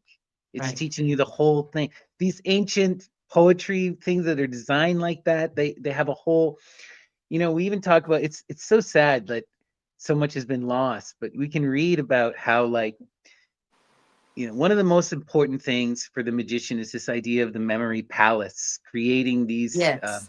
you know, concepts in your mind that you can then go to. And one of the most magical forms of a memory palace is memorized poetry and song. And Mm. like one of the things they used to do is everyone knew Homer. So now when you go to work as a blacksmith, rather than teach you something else, they go, we're going to sing Homer while we do our blacksmithing. And now you're going to remember this passage of Homer, and it's going to remind you of how to do proper blacksmithing. And you're going to sing it while you blacksmith, and it's a secret language, you Yeah. know? Well, But that's it's what like when nomadic people and the songs are a map. exactly they're this is what we're seeing like with the Odyssey and Homer. It's a map of the stars. Mhm. At the same time, it's a map of all of their cultural ideals, Yeah. right? It's encoding multiple levels. And so for the right person, they can they know how to travel the Mediterranean, right? For the right person, they know how to do their blacksmithing. They encoded this. This also, you can get possessed by Socrates, but you can't get possessed by Homer. Why? Because Homer is like Shakespeare. It's like the Virgin Right. Mary. It's many authors in one. Yeah, they're not he's not an You actual can't person. summon Homer, No. and that's how you know. You can summon John Dee, right? Yeah. But you can't summon Shakespeare. Yeah, but like He didn't exist. It's a group but effort. you can summon Francis Bacon. Uh And I huh. think that Shakespeare was just Francis Bacon and France. And friends. That's Yes, right. right, and France. But, It's a group you know, effort. It's like Hilma af Klimt. It wasn't yeah, Hilma af Klimt. It was Anne Company. right. It's a group I of haven't heard people doing this. that. And there's a group of Wow. people. It's a coven. They're practicing a ritual. They're calling down a spirit. So who's the author? The author is the spirit they collectively summon. John, when we get Nostradamus, also a non-thing, silly word. That is, the Nostradamus is a heads up. It means that it's not a person. well, but this is something that I've noticed. Okay, I'm obsessed with divination, and I've always got really into looking at this kind of stuff. So much of prophecy divination is not actually prophecy divination. It's Mm. magic about creating a future. Like, perfect example about this is if you look at the Bible, a lot of these stories, like the apocalypses and stuff like this, and even the way that they create their past, it's not about the past. It's about creating a future. It's Mm. about creating a power and authority. And I think, like a lot of Nostradamus, is an attempt to create a future. It's not future telling, you know? It's future programming. It's future programming. And this is what most of this kind of stuff that survive, like, because real divination, it's not even so much about what the muse says. It's what you feel in your heart that is important, right? It's not the word. This is why the muse can babble to you, right? Because it's not about the words. It's about Sometimes the it is, but inspiration. yeah, Yeah. no, it's about the thread. Yeah. It's about the thread. It's about the thread. You're right that there always, for it to be truly powerful, there usually has to be some kind of grander root there. But The thing about the future is that there are several possible futures. exactly, Now, there right? are several possible ways to look at the past, several possible ways to metabolize or carry burdens of the past, But the past is but real, though. the This is the past is real. So it's a challenge to think of the future as real, isn't it? it From is. here, from where we sit, from where we live. But there's not like infinite possible futures. No, There, from me, there are several possible futures, and I can taste the water of my future self, right. right? Um, I can align, or like we just said, it is gene methylation. If you focus on one ancestor, right? If I focus on one of the series of possible outcomes, then I light it up in a certain way. It's there's some physiological loop now connecting me to that. So I can't manifest a future that's not on the menu,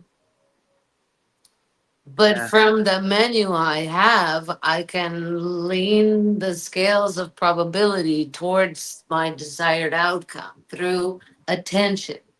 Have And you it ever has to be had sustained. Not I do the ritual and then I play video games for 9 hours. No, I do the ritual and I have it on background sound for the next 9 hours. Right? Focus. So much to me too is that divination is a self-fulfilling prophecy almost always, right? Mm. As soon as you get the divination, as soon as you speak it, it becomes real. It That's why we creates have to be itself, we have to be so careful what we say to people. Oh my right? goodness. And yeah, our actions have such empowered weight. One of the crazier things. One thing I've noticed with you do, and it takes discipline and practice to do this, but you always give things a positive spin, even when you're talking about something very heavy or not positive at all. You always bring it up to this is what you can do to get back into balance, and that's I wish they would teach shrinks to do that in school. Yeah. It is something that you have to actively do, and you have to actively engage and see that energy, you know. Um, but like, a big thing for me that really started my whole magical journey, right, was ever since I was very young, I've had precognitive dreams Oh, nice. where I have a dream and then it will literally happen.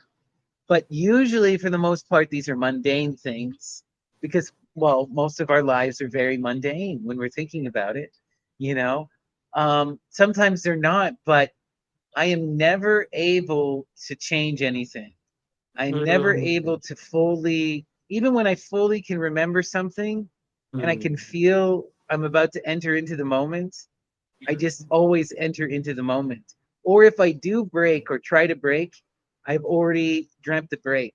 Like for example, a couple times, one of the things that really freaked me out one time, I'm washing. So I have a dream that I'm washing my dishes, and then while I'm washing my dishes, I realize that this is a dream of the future, and then I'm washing my dishes, but then I get stuck in a referential loop. And I'm in this loop for what seems like a literal infinity of time, oh, where I'm literally stuck in the moment, and the moment becomes infinite, and time just broke down in that second. And I'll never forget this dream for as long as I live yeah, because all of a sudden time just stopped making any sense. yeah. And yeah, Which, if you can have a precognitive dream, is fundamentally true. Time doesn't make the sense we think it makes. It just right. doesn't. And it conforms to the container. So we got a little pocket watch and it's got 12 on there, but there's they did that wasn't always true. There was an idea that maybe we should have a pocket watch with 10. We could have a pocket watch with 24. There used to be all these different kinds, and then they picked one and made it standard. And this to think that this doesn't affect our experience of time is totally naive, right? That's like thinking that my body doesn't affect my experience of life. That's just silly. And that's what's flipping me out so much about the calendar. We've been going around calling the ninth month seventh for 3,000 years, and we know it's not true.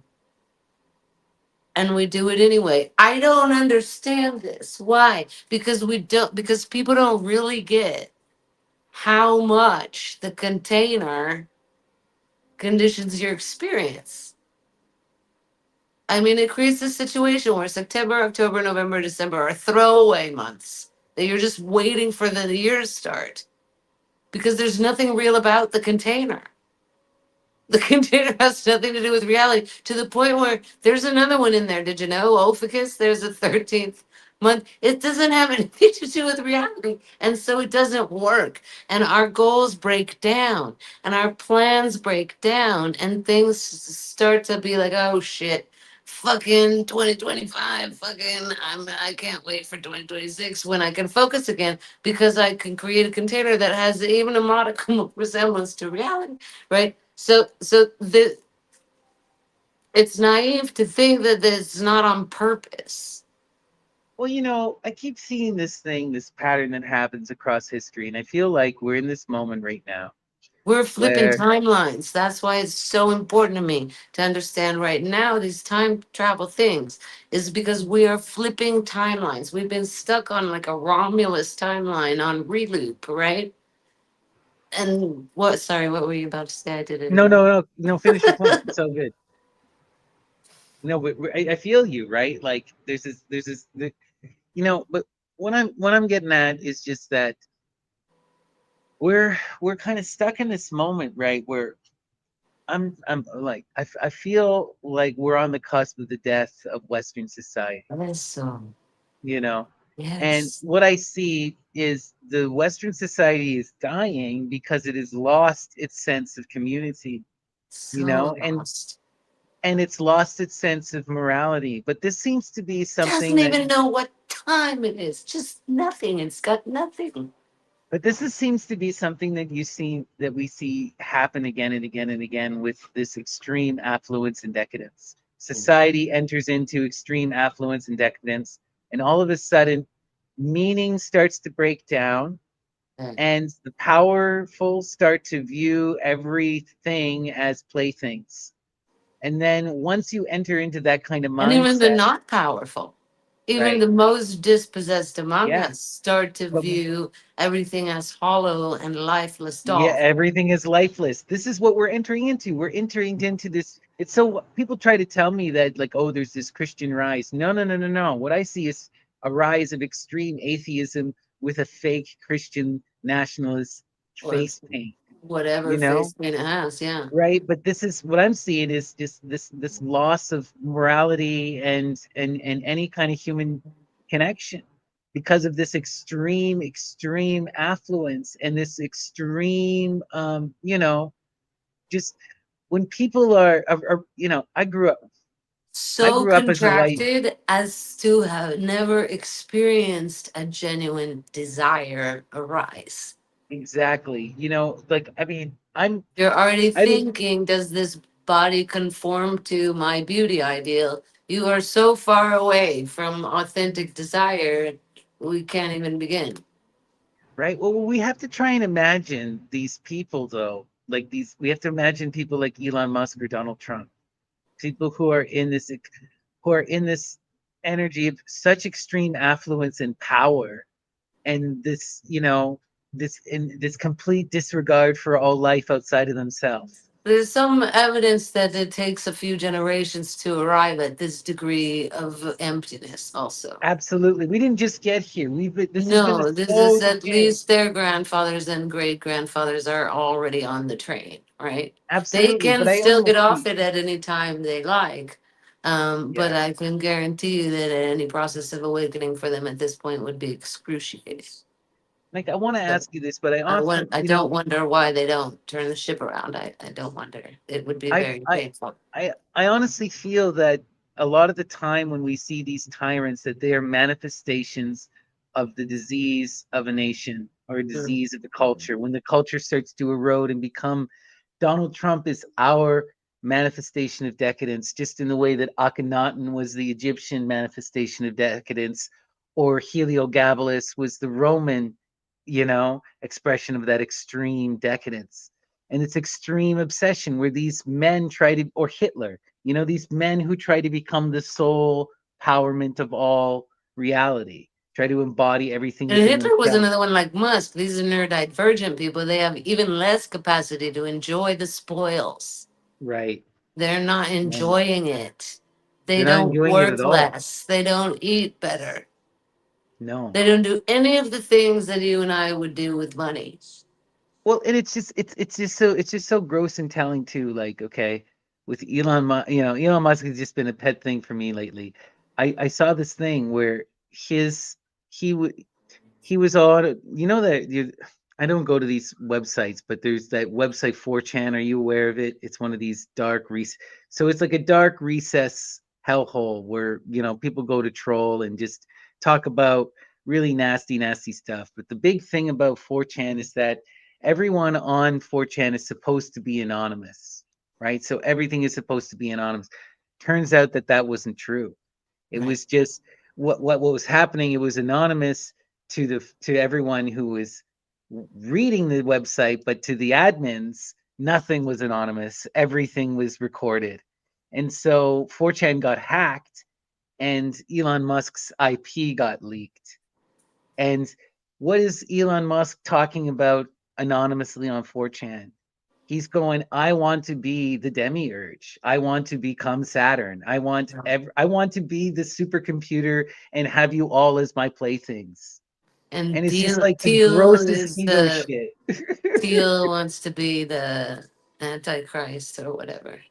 Well, yeah, these are they're transhumanist psychos who want to turn themselves into these god divinity men, and they want to, it's Are just they thinking it's going to be pleasurable? I mean, what's the well, it makes me think of, okay, this is so funny because none of these people read enough or read the right books or really think deeply enough, because this has been an ongoing debate across science fiction for generations now. Like in an ongoing debate across philosophy for even longer. But, you know, what I mean by this is, like, for example, okay, we have the two most popular visions of a future reality in science fiction. You have the Asimov future and you have the Dune Frank Herbert future.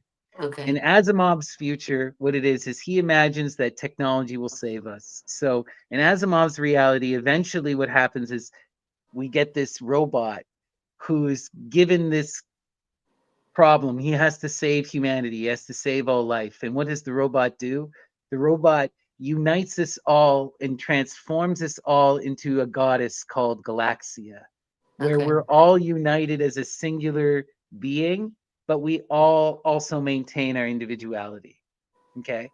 And so this was his solution, was for everyone to become united. And when we're all united as one psychically linked super being, that we would be beyond all of this destruction and we would live in this kind of utopian life. Frank Herbert saw this and said, well, that's stagnation. Nothing in nature can ever be singular. As soon as you create the goddess, you've committed yourself to death. And so that's the stupidest thing ever. You have no diversity. Everything is united in a single intelligence. You've created an endpoint and now you've manifested stagnation, and you're in a system where only change exists. So Galaxia will be destroyed. So Frank Herbert saw that and he said, we have Dune.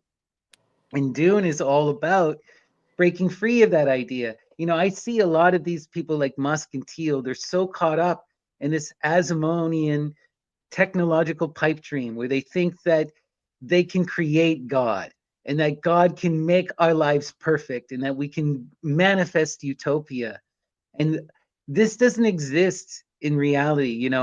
Herbert was a Dionysian and he was really into the feminine and whatnot. And he gets into this whole thing where he says, we have to instead diversify out into the stars. He wanted to create a future where life, instead of trying to create some kind of perfected singularity, would try to instead expand and diversify infinitely. And that would be the only way to ensure life, was to try and diversify as much as possible and to experience the infinity in that way. Because that way, if one side dies, there's an infinite other potentials here. But he saw this whole thing about trying to create this singular goddess techno utopia as an end thing, as destruction, which is why Herbert, he creates the tyrant. He has his god be Saturn, basically. It's the worm god. And what does the worm god do? Is it oppresses everyone. It forces everyone into stagnation, into a near death situation, to create a backlash. The whole idea with Dune is that you oppress everyone, so then they overthrow and kill the tyrant, and then they spread out in infinite diversity. But this was his hope. But I honestly, it's I can understand and I can see the I just, beauty. if you're Go ahead. gonna go to the trouble Right. of building a whole world, right? The sci-fi is all about world building, and you're gonna project it X number of years in the future. Shouldn't monarchy and war be things you don't put in your suitcase? Like, aren't wouldn't that be neat if we could just outgrow those two things? So that when I project into the several possible futures, I'm going for the one And maybe it's because I'm neurodiverse and I feel things in a different way. But you know how relaxing it would be for me if everybody got fed just for Right. 1 day? If they would stop throwing bombs for 1 day, my nervous system would be able to be at peace and my astral body could stretch out to its full size. You know, these are things I want to put in my suitcase when I get in the time machine and I go to another realm to project something into the future. I'm not going to bring monarchy and war with me and giant Well, parasites. What are you even talking about? Like, these dudes freak me out. Like, it's just what this is what you do with the time and the privilege that you have. well, I mean, I understand exactly where you're coming from. I think what these people are doing though is they're working within this system and they're trying to, they're trying to imagine within this reality and they're trying to work within this is one thing I want to ask you about because this is something that I really truly believe. And you've kind of hinted at similar ideas, so I'm interested to get your thoughts. I believe fundamentally that this reality that we are experiencing is a type of, I mean, for lack of a better term, evolution. It's an evolutionary machine designed Kindergarten. yeah, to make us learn how to be adults so that we can live in a world, if we're going to be in infinity where there is no time, you're going to have to be able to play nice and not rape everyone and not go kill everyone. You know, if you're going to experience the infinity, you have to be able to respect, you got to be able to You gotta see the have beautiful chops. You gotta goddess work your and not muscles lift the out. veil, You gotta right? have these muscles Right. that you're So it's not like, you get hungry and you're still not gonna be a dick. And you get hit in the exactly face and you still not gonna be a dick. And you got weird parents and strange children and you're still not gonna be a dick. Like, it's the I've talked to spirits who call this incarnation on this planet an extreme sport. there you go. So I It's feel not this punishment. intrinsically. It could be considered remedial reading kind of thing, but mainly it's an extreme sport. And we come here because the food. Yeah, you get out there in the astral infinite. The food is not. It's not like that. You know what I mean? It's because things are hard. The pleasurable things are so pleasurable, right? Like, they Right. don't have that because it's not painful. They don't wake up hungry, right? Right. And then they don't have to go to all this trouble. And then finally you get to eat, like hours and hours later, you get to eat. It takes 5 minutes to eat, 5 hours to do the whole thing, right? It tastes so good, and they don't sweat when they play the drums, and they don't, fucking Right. fight like we do. And so I think, a lot of us, we choose to come back again and again. Oh, absolutely, right? Like You I don't know, ever see this I like, we see this dig it. universe as It's an infinite. hardcore. It's real. Absolutely. It's real. There's some people who He's just they floating want that. around on a cloud with some, gold harp. Yep, they want that ever generating cycle. They want the infinite game, right? And it's all rigged up so you tired as shit by the end. well, Right. I always see it, Scared to I'm death your whole damn life. And the last week you're like, get me out of here, right? Like, I had where? I Where? I mean I can't recommend it to everyone, but for me, I told you about this experience. I met Dionysus and he freaked the hell out of me. I had a I'm whole supposed to, right? entheogenic That's how you I had know. a whole entheogenic trip. But this whole experience though, what was so crazy about it for me was that, I experienced the one becoming many so that it can know itself and then Hmm. returning back to the one. Yeah. But what you fail to recognize, or what a lot of people fail to recognize, is that the depth of this, because each one of those phases is an infinity. You're one for an infinity, you're apart for an infinity, you know, and you're beyond the whole game for an infinity. And I experienced all three of those Mm, states, and all three of those states were infinitely pleasurable mm, in their own way. You know yeah, what I mean? yeah. And it's like this is the grand game. We want to experience all of it, and we will experience all of it infinitely in all of its aspects, right? The one, the many, and everything in between. And I remember a friend of mine who now would be diagnosed autistic. He had trouble in school when he was a kid, and I said, "Why?" And he said, "Well, because everything was everything sometimes." And I'm like, Right. "Can you show me what that looks like?" And he went, right, and Wow. that he would just be like that in the middle of class, and he couldn't speak. And this is neurodiverse person, right? Like there are folks who have to like chop the wood and carry the water and milk the goats for years before they can arrive at this sort of experience, right? And here's this guy who would do anything not to be having it, so embarrassing. Right. It takes all different kinds of people. We all have different kinds of But ways of at a going. certain point, everything is everything, and Yeah. the difference between me and you is a technical distinction, and language is about reinforcing the separation concepts, and we wrestle with it. Right. That's what I wish people knew they were doing intentionally, because you get wrapped up in your own little tug of war and you don't realize you're doing it on purpose to have an experience of this. But there's the suffering that's created, and I do believe that's quite enough. Like that, we don't we don't there's enough suffering. We don't need to be starving one another and shooting one another. And I just wish that a futuristic novel about people being nice would ever sell, but it won't. You can't give it away. So No.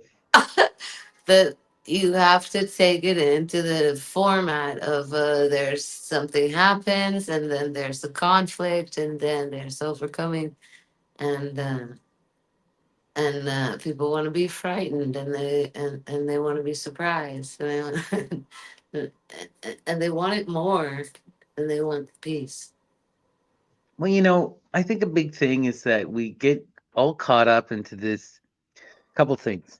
Too much of a scientific perspective, too much of an individualist perspective, and then, w- just we dismiss so much of my life has been a conversation with the body, an ongoing Mhm. conversation, and Mhm. recognizing, like this is just reality. We are a trillion beings come together to create an individual, right? That individual is the manifestation of of life across time.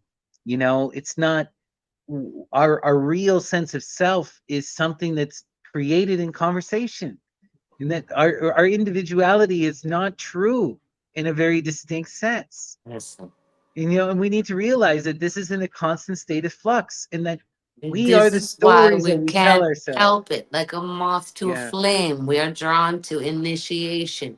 We yeah, are drawn to taking ourselves to a limit where we finally contact the non-existence of the separate self. right. And then also we can't stand it. We get ah, no, no, right? Like flirting. Like, Right. don't look at me. Don't look at me. Right. You want it, but then we you're terrified. we do this on purpose. This is not happening to us. Right. I push the events in my life to where I'm almost overwhelmed, and then I'm victimized by the whole thing I've created, and right. We do it on purpose to feel intensely, right? So have some fun then. right? We always call our own apocalypses.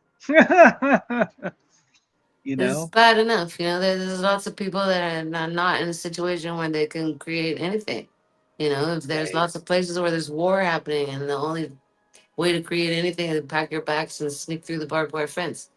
So the amount of suffering that people like Elon Musk create, and this is what he's doing in his free time, right? This is what he's doing after working 60 hours a week to create suffering through technology. Is he can't get enough of it, and he's fucking around on online forums with people he can't see on purpose right. to talk about how he's going to create more suffering for himself and other people. I just don't understand it. No, I don't understand it at all. It doesn't make any sense. It's just so freaking insane. It's so freaking insane. You know? This is never occurring to them. The only pleasure you're ever going to get is providing pleasure for somebody else. You know what I'm saying? Yeah, right. Oh my God. It's beyond absurd. It's beyond absurd, Yeah. right?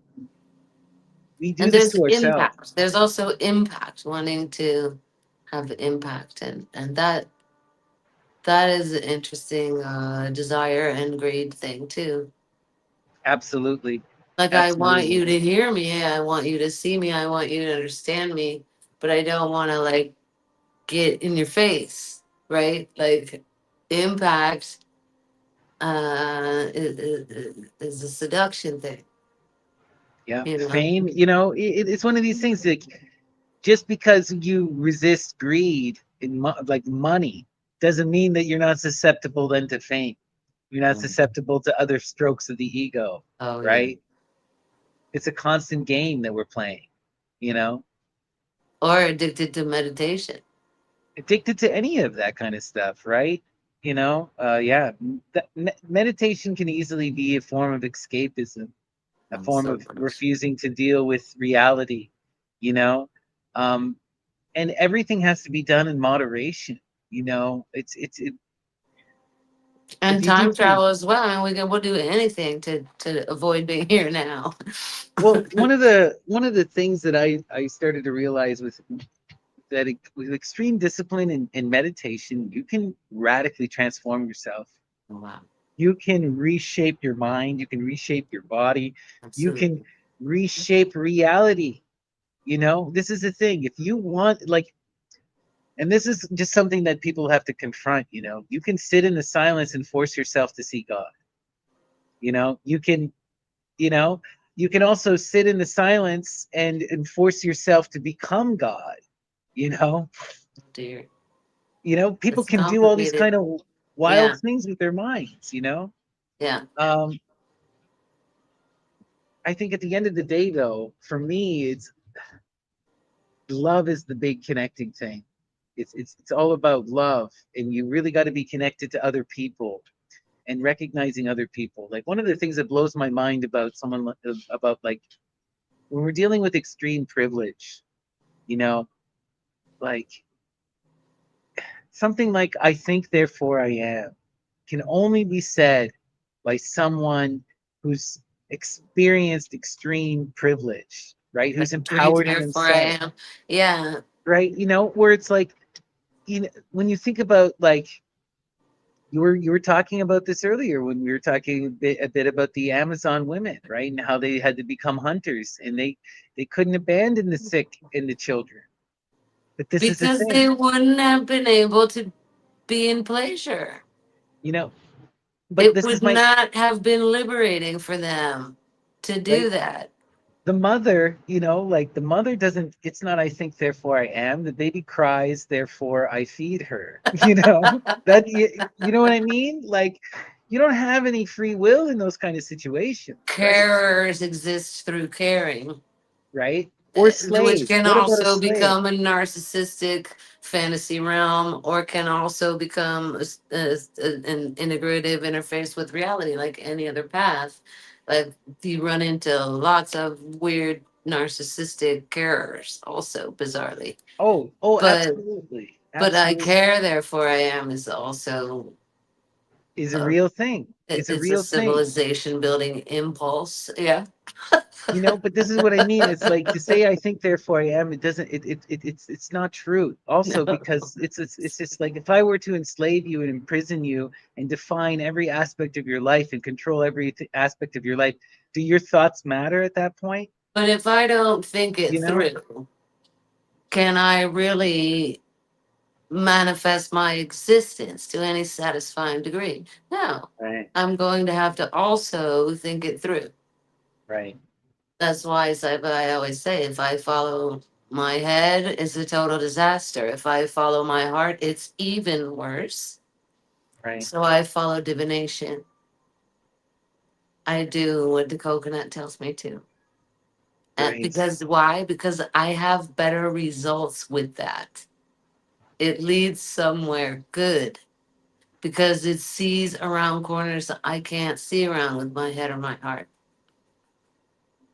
And so if I can possibly have access to that information, why wouldn't I want it? Even though it's mysterious and requires trust, you know? Um, If it works, if things happen, you know, I don't know. My whole thing too is with like the magical stuff. It's like try it. If it works, then and then people say, "Well, it didn't work for me," and I go, "Okay, well, it didn't work for you." But like in my experience, I went and started doing it, and it just started working. well, and that's one thing that like the actual real Christians have is they have practices like that. Like, Right.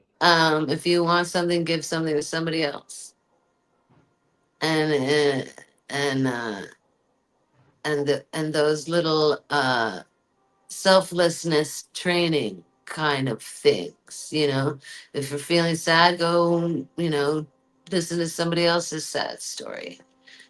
Take the attention off of your your little memory palace that you live in, right? Right. And immediate, like you're saying, you need to flip the love switch, and the more you practice it, the more it will turn on, right?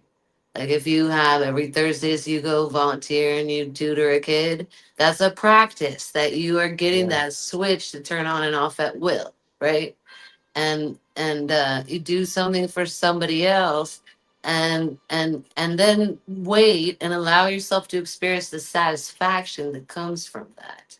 Take in that pleasure, and you keep Right. doing that, and then it gets programmed into your nervous system that doing something for somebody else is better for me.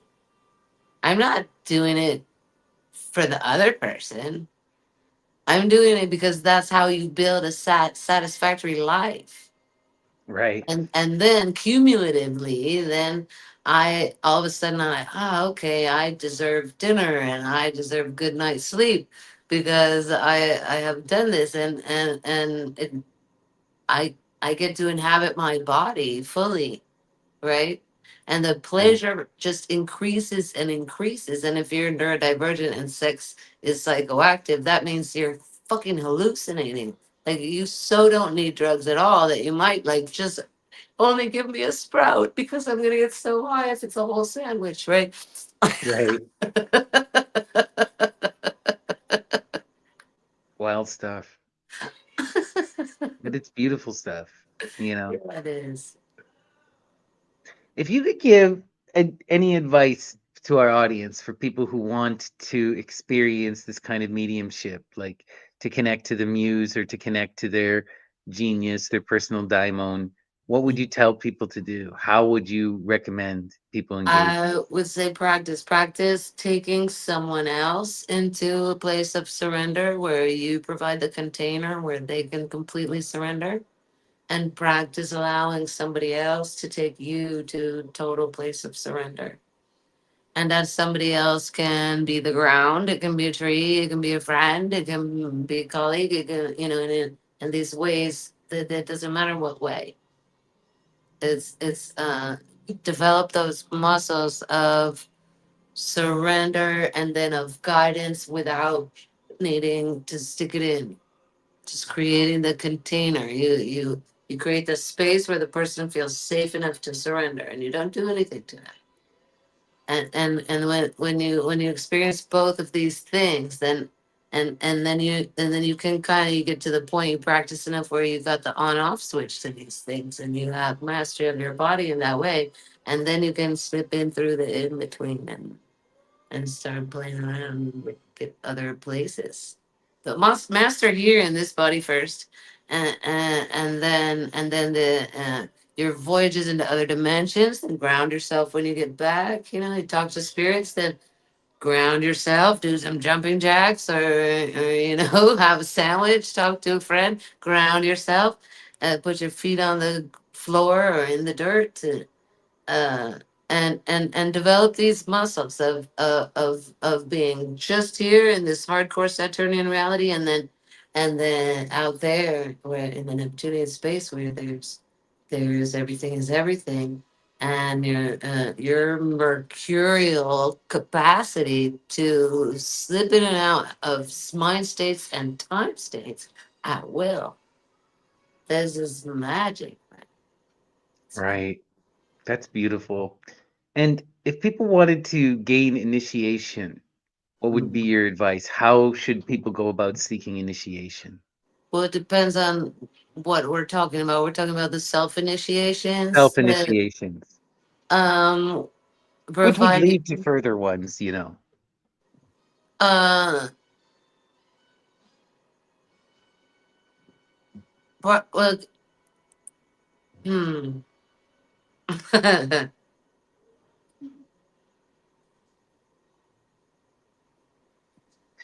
I just think because this is something that I've had, people ask me these questions before, and it's also it's just something that I struggle with too because it's one of these things where I find like with me with initiation, it's something that was revealed to me when I needed it at the right time and that I had to seize upon, and then that totally flipped my whole perspective. Well, the And initiation with the community, I think universally you have to show up and sweep. right, The initiation, if this is something initiatic experience that you're having with your by yourself with the deities, then I would say the container is really important. hmm, The container is really important. You're gonna want you're not just like, oh, I'm connecting with spirit, because right. that is gonna get weird pretty quickly. You're gonna want to be connecting with this specific spirit for a specific purpose. This is very true. This is very, very, very, very true.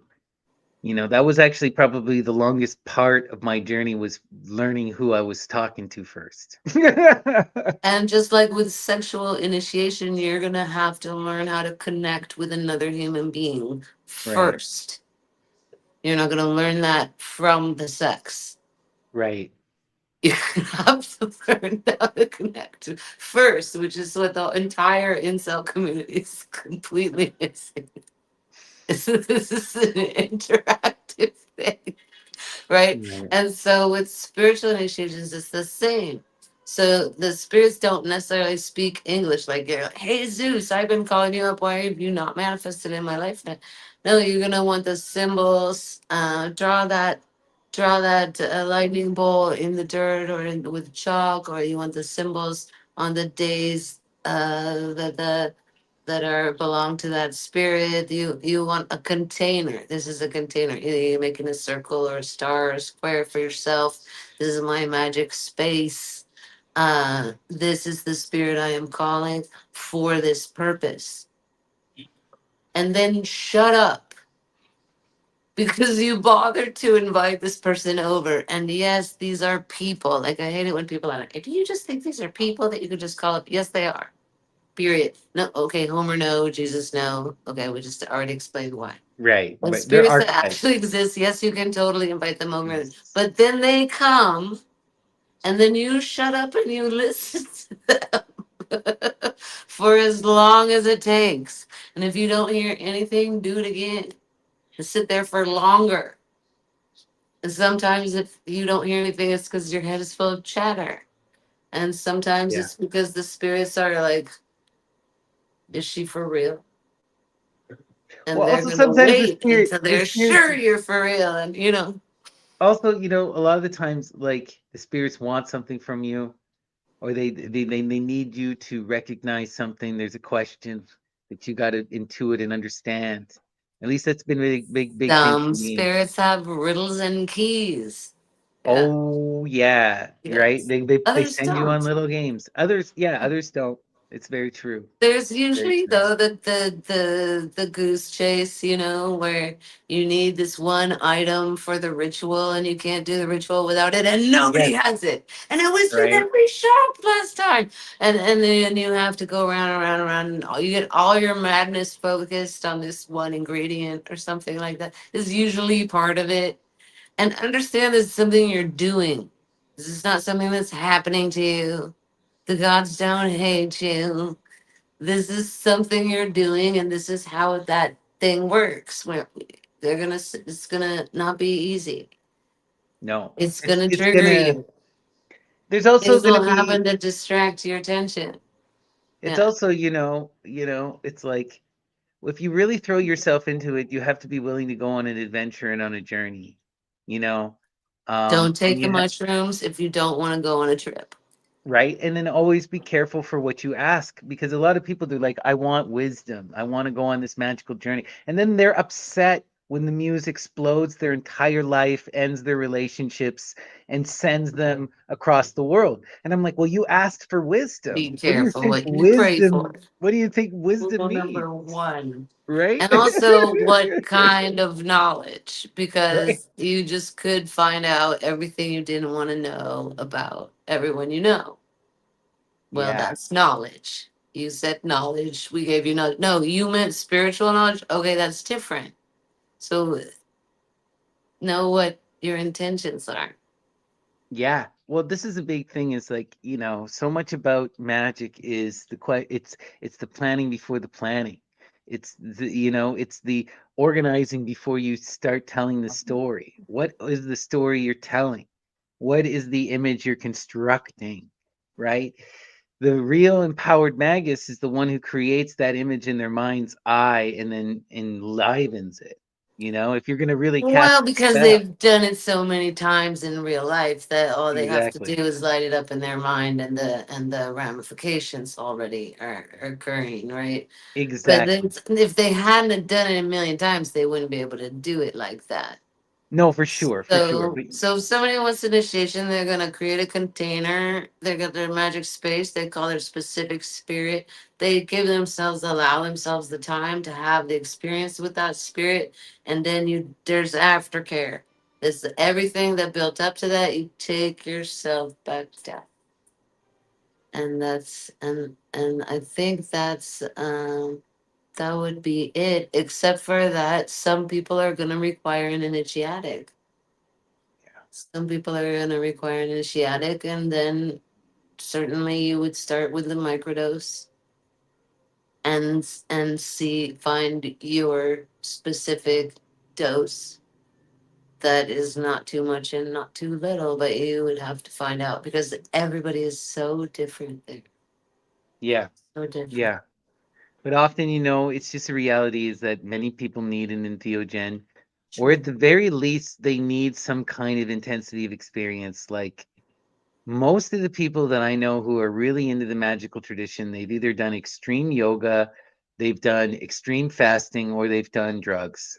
It's just, I mean, I still think, oh, I think I'm a little stiff. I better take the huge dose either, because then what happens is you get in that state and you're so overwhelmed you can't act.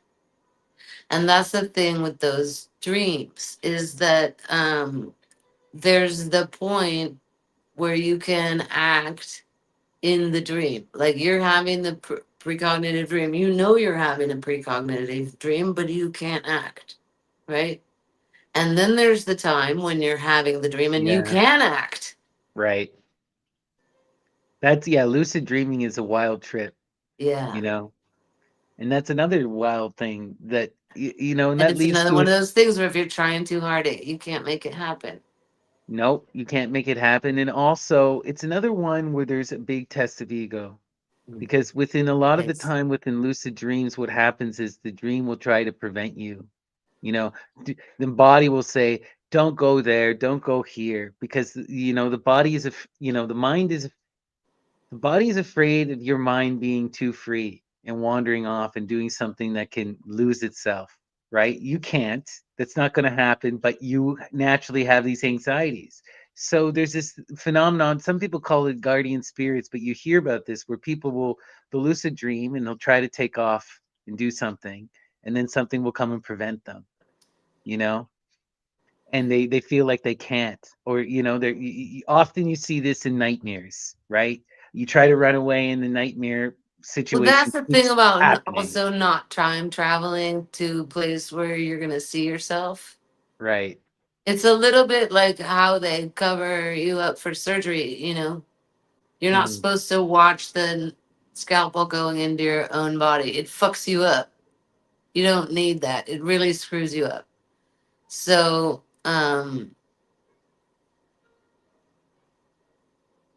with the time travel, you have to go somewhere where you are not. Right. And then also with the initiatics, too much is not a good thing. And it can take you really away from the path. It can take you to places of confusion about identity and all kinds of stuff. You want to be careful with your dosage. And so start with the It can microdosing and lead then to go a it can little bit also more. Yeah. it can also lead to its own forms of possession, right? If you're dealing with entheogens, you're dealing with a living conscious spirit, right? Yes. That is communicating with your body, that can also possess your body, you Yes. know? And a And lot there's of also a difference between one that is just a plant and one that is like a lysergic acid or is created in a lab, and right. this can, it can have an effect on this which spirits show up. Absolutely. Absolutely. You know, and you'll see this, right? Like I even think, some of the most powerful people, like magicians that we think of, have freaked out and ruined their lives, right? Like most classically would be Alpheus Levi. Mm. Alpheus Levi did a bunch of datura, saw Hecate, and then left occultism and spent the last years of his life as an abstinent monk. Um, Artaud is probably an Another example one of killed somebody himself. that should have Yeah. never had substances.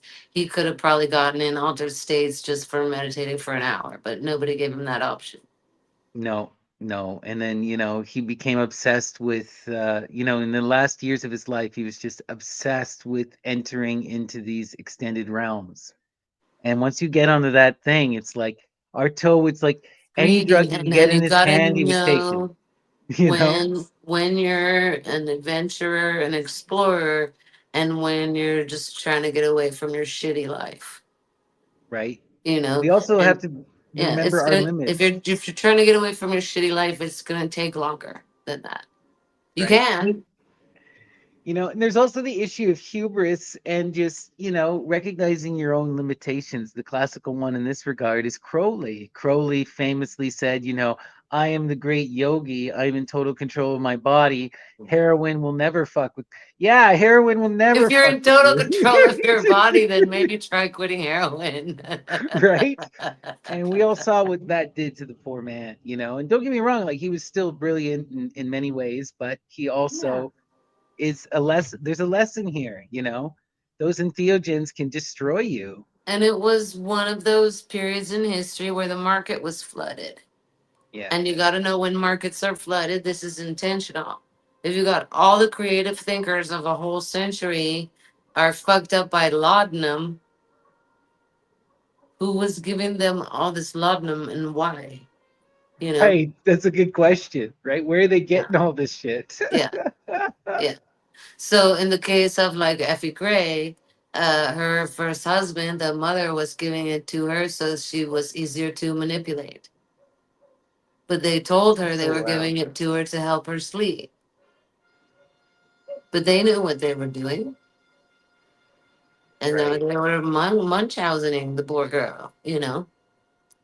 You And know, then we and then it's not easy to get off that stuff, and you know, well, we know like with Edgar Allan Poe, he was given laudanum as a teenager and was addicted his whole life. Like his doctors gave it to him because he was anxious, you yeah, know, they, and they then gave it to the Brontes because their parents died, and they were all freaked out. You know, they just were they handing just out used like to do that to candy. kids, The you way know. they were handing out opiates up until last year, the way they're handing out, uh, oh God, the names of all these drugs, I find them out when people come to me with spiritual problems, and then I'm like, how long since you say you don't feel in your body? Oh, it's been months and months. Okay, are you taking any medication? And they're like, oh yeah, my doctor gave me this to sleep. And you're like, well, that's an antipsychotic, you know? Right. Why did your doctor give you that for sleep? Because until you stop taking that, I can't help you feel more in your body. You know, it's intense. It's so intense, you know, but then drugs also just destroy, a lot of the, I've met several people all through my life who wound up with various forms of schizophrenia and serious hallucinations, and it's almost always because of drug issues, you know. Uh, in youth, just doing stuff that was silly, and then years later, they have all these mental health issues, you know. Yeah, and then you never know. I mean, it could be the other way around, too. Right. Like they had mental health issues, and that's why they were like flailing about, trying anything, you know? Trying to, yeah, that's the other thing, right? They're self-medicating, This is self-medicating. the thing about causality, right? Well, it's like it's just like we've been talking about neurodivergency, and one of the things, like for me personally, I have really bad ADD, you Yeah, know, yeah. and for me, I wind up smoking a lot of pot, and I just find that it keeps me I normal. smoke a lot of pot. I felt My guilty thing, about it for ages. And then, you know, my surgeon told me, I said, how come I don't feel better when I quit smoking? And he smiles and he says, let me guess. Your cigarettes are half marijuana, half organic tobacco, it's all the time, you know, every few hours. I said, "How did you know?" Because I wasn't. It's not like I was going in there to tell him that. It's not the kind of thing you go around telling people. And he said, "No, all you guys are the same. In fact, if you quit, I'm gonna have to give you a Marinol and a niacinamide pill, which are made from this shitty weed and this shitty tobacco. So let me guess." And I'm like, "Oh God, you're right. I don't want them pills for him. I want the good stuff." And he says everybody with rheumatism does that, whether they lie about it or not. it's so wild. 30 years of guilt and shame down the toilet, right? Yeah, So I consider myself sober. I don't drink alcohol. I don't do weird drugs. Me doing a microdose of mushrooms does not constitute me not being sober because I do right. it in a sober fashion for a reason. That marijuana and tobacco are part of my compound. I no longer feel guilty about that.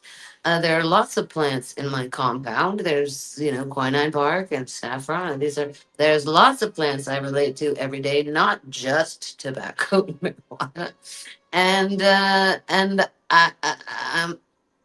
I'm not letting it get out of hand, right? Like I'm not sitting there smoking through 6 packs of Marlboro a day. This I would consider out of hand, right? So sometimes our addictions turn out to be actual real self-medication, right? And Well, sometimes our it's addictions are fuckery that is fucking us yeah, up completely. And we wouldn't even have these problems without it. And this it's is, we're it's still here trying to figure out the difference between greed and desire. Yep, it's always about that middle path, trying to find the balance, like for me Yeah. with the weed thing, right? Like I find that personally, like for me, they call me snappy because I do this, right? But that whole thing, this body percussion finger snapping thing, it's a stim. And if Yeah. I wasn't smoking weed, I would be doing this I would be shaking like this. I wouldn't be able to sit still. I'm either dancing or I'm finger snapping, Yeah. you know, because I literally can't sit still in my own body, Yeah. but I It's a smoke one, neurodivergent thing. I smoke one joint and my whole body, like, I haven't snapped my fingers this entire 3 hour But almost now, conversation with you. in the places where it's legal to use cannabis as medicine, they're finding out that different strains. It matters. It matters. There are strains of cannabis that are better for ADHD. There are Yeah. strains that make it worse. Well, They, you know, it is easy to, don't get me wrong, it's easy to abuse these things. Like, it, marijuana can it's one of these things where you can drop out of life, makes your problems not so bad. You can distract yourself, but if you it's know, too strong and too much, yes, right? it Can can make destroy it your more connection to your difficult to dream, be right? here. And if Right? it is a medicine that is good for you, you can tell because it's making it easier for you to be here. It's making it easier for you to complete tasks, not more difficult, right? And the Right. thing is, though, this alcohol, although we have humanity has always used alcohol. Even Native Americans and Asians, believe it or not, even though we are told this bizarre story that they didn't, well, I guess what they did and do and whatever, what are you talking about? Um, Alcoholism, the reason for alcoholism is trauma. Period. End Absolutely. of discussion. It has Absolutely. nothing to do with genetics or whatever. And Addiction in so general is trauma. yeah, if you're neurodivergent, your dosage of everything could be slightly different, but it's just, you're still a human. And so, if you're getting into too much food or too much booze or too much disconnected sex, it's because of trauma and there's no other reason. You don't need to look around. Something happened to you. Find out what happened to you. Get in there, you know, get a Yeah. purchase on it, get your fingers around it. It has a Yeah. massive quantity and a location. You were not born with it, and you can export it from your body the same way it was internalized. And unless Almost you go through the whole trauma work with the sweating and everything, right. then you're gonna be at risk for addiction Yeah. until you The do. other the other side of, like, that's very true. Sometimes it's not specifically trauma. Sometimes it's not wanting to deal with your problems, not wanting to face reality, not wanting to face things that make you anxious, not wanting, you feel that little bit of pain. And so you smoke a joint or you watch TV so you don't have to feel that little bit of pain, but ultimately, whatever gave you pain is still fucking there. It's not going away. You're going to have to learn to face that pain Well, and and, then it and happens utilize when you it. quit. Like if you've been using a beer to avoid being angry, then you're gonna find out because you're not gonna drink the beer for a couple of days, and then you're gonna feel angry, right? Right. Uh, I mean, and people can do. I don't know how, but they can do that with cannabis also. I mean, personally, I've never been able to suppress one single feeling, no matter how hard I tried with any substance. So I'm not exactly sure how the mechanics of Well, that you see work, this you but see this interesting thing with cannabis is I've met several people who are like okay, so what it is that in its immediacy, right? You smoke a mm, joint, cannabis will remove your anxiety. But then mm. what happens an hour later, your anxiety gets worse than it was before. So you see this with a lot of young people where they'll get in these anxiety loops where I smoke a joint because I'm anxious. And then an hour later, I need to smoke another joint because Was I'm more maintenance, yeah, anxious like with the because of hair, the joint I like just with the smoked. heroin and laudanum. Everybody knows you only get high the first time. Everyone Right. knows the second time you're already a chump. Everybody knows. You're exactly. You're But just like I clouding yourself, recently right? found out because I went to Greece and cannabis is still illegal there. Oh wow. So I was without cannabis, and I was able to find other herbs. I was not able to find quinine bark either. The only thing you're going to be able to find everywhere is tobacco. So, but I was able to find other replacement herbs, and some of them I was able to find. And I found out that without cannabis, my inflammation is worse. And it was a little bit more difficult to fall asleep. But once I was asleep, my sleep was the same. And emotionally, it does take an edge off of everything. But I didn't find myself with a surgence of one particular emotion. I think I was a little more, annoyed. But that's when you're gonna find out is when you're without it. If you have been using it to suppress something, that's when Right? it will come up. And that's what's Absolutely. too bad about, with pharmaceuticals, they've organized it so you never go off it. Yeah. With plants, almost all plants, you can't take them all the time. No. And so you have to learn how to pace it, and like hydroxychloroquine, you can take it every day. Quinine bark, you can't take it every day. No, a lot of Um, you got to be careful. Like people don't realize this, you know. It's like, oh, it's a natural product. It's going to be super, super healthy. Turkey rhubarb can be really bad for you if you take it every day, but it's a revelation if you take it in the right pacing. Right? Well, this is a lot of these herbal teas are like that. Like something like licorice, right? You can die of licorice poisoning. Okay. You know, but also people are drinking that as a tea, they're eating it as candy, in moderation, it's a great thing. And this is true so many different plants and whatnot, you got to figure out what works for you. This is what's so hard about the entheogenic path is that it really requires personal discipline and a knowledge of the body and a And willingness in to addiction, there's explore the body. denial. So then there's the part where you're not going to be honest with yourself sometimes. Right, right, right. What happens if This is all or the this is body all changes? adulting. Like it's so sad to me that knowing plants is part of a magical path. This should be everybody. Everybody Right. should be having a relationship with plants and trying things and fucking up and finding out what their balance is and adulting in this fashion, like trying new Right. foods. It's Yeah. like, But we wow. we we have this It's freaking so sad. That's just moralistic, ridiculous view where it's like, everyone's on drugs of some kind. Yet okay. we all want to act like we're just raw dog in life. But I'm that's why sorry, you're in drinking the coffee, you're I on just got drugs. so Like, sick wake of it. up. Now I just smoke in everyone's face. Because when I was a massage therapist, I had to pretend that I was totally pure, Right, and it's just me and my salad. And your survival depends on it. So you do is straight passing. But oh man, the first thing I would do was get in my car and smoke. Because it right, also cleans all the energy off of me, of all the 5, 6 people I've had my elbows, the elbow deep in their shit.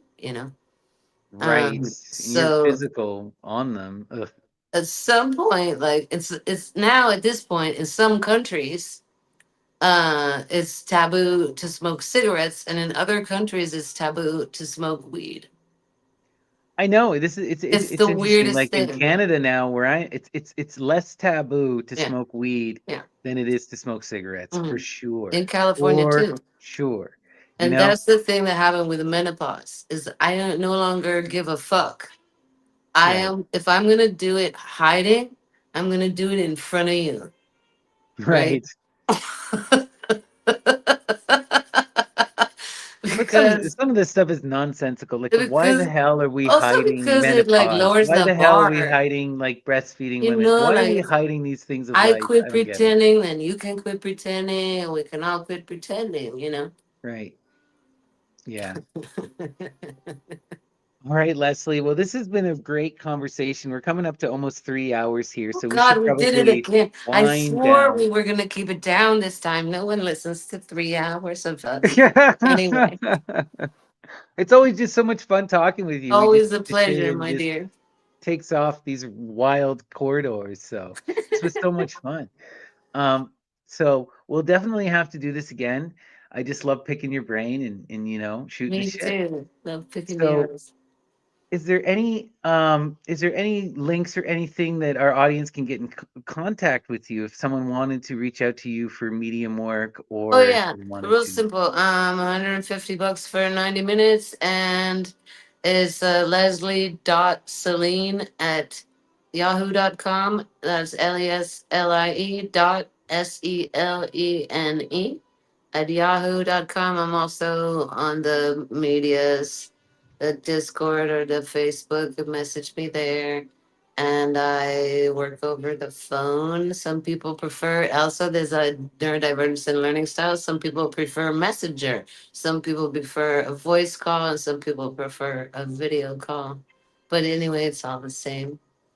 And then we Right. just move some energy and talk to some spirits and hopefully have enough homework where we can get our stuff done. That's beautiful. So, if anyone is interested in working with Leslie, please reach out to her. I posted her email below, leslie.celine@yahoo.com. And Leslie, any final words you want to leave our audience or any last thoughts about our discussion here? I believe that right now is a time where we can step off a destructive timeline and step on to a creative timeline.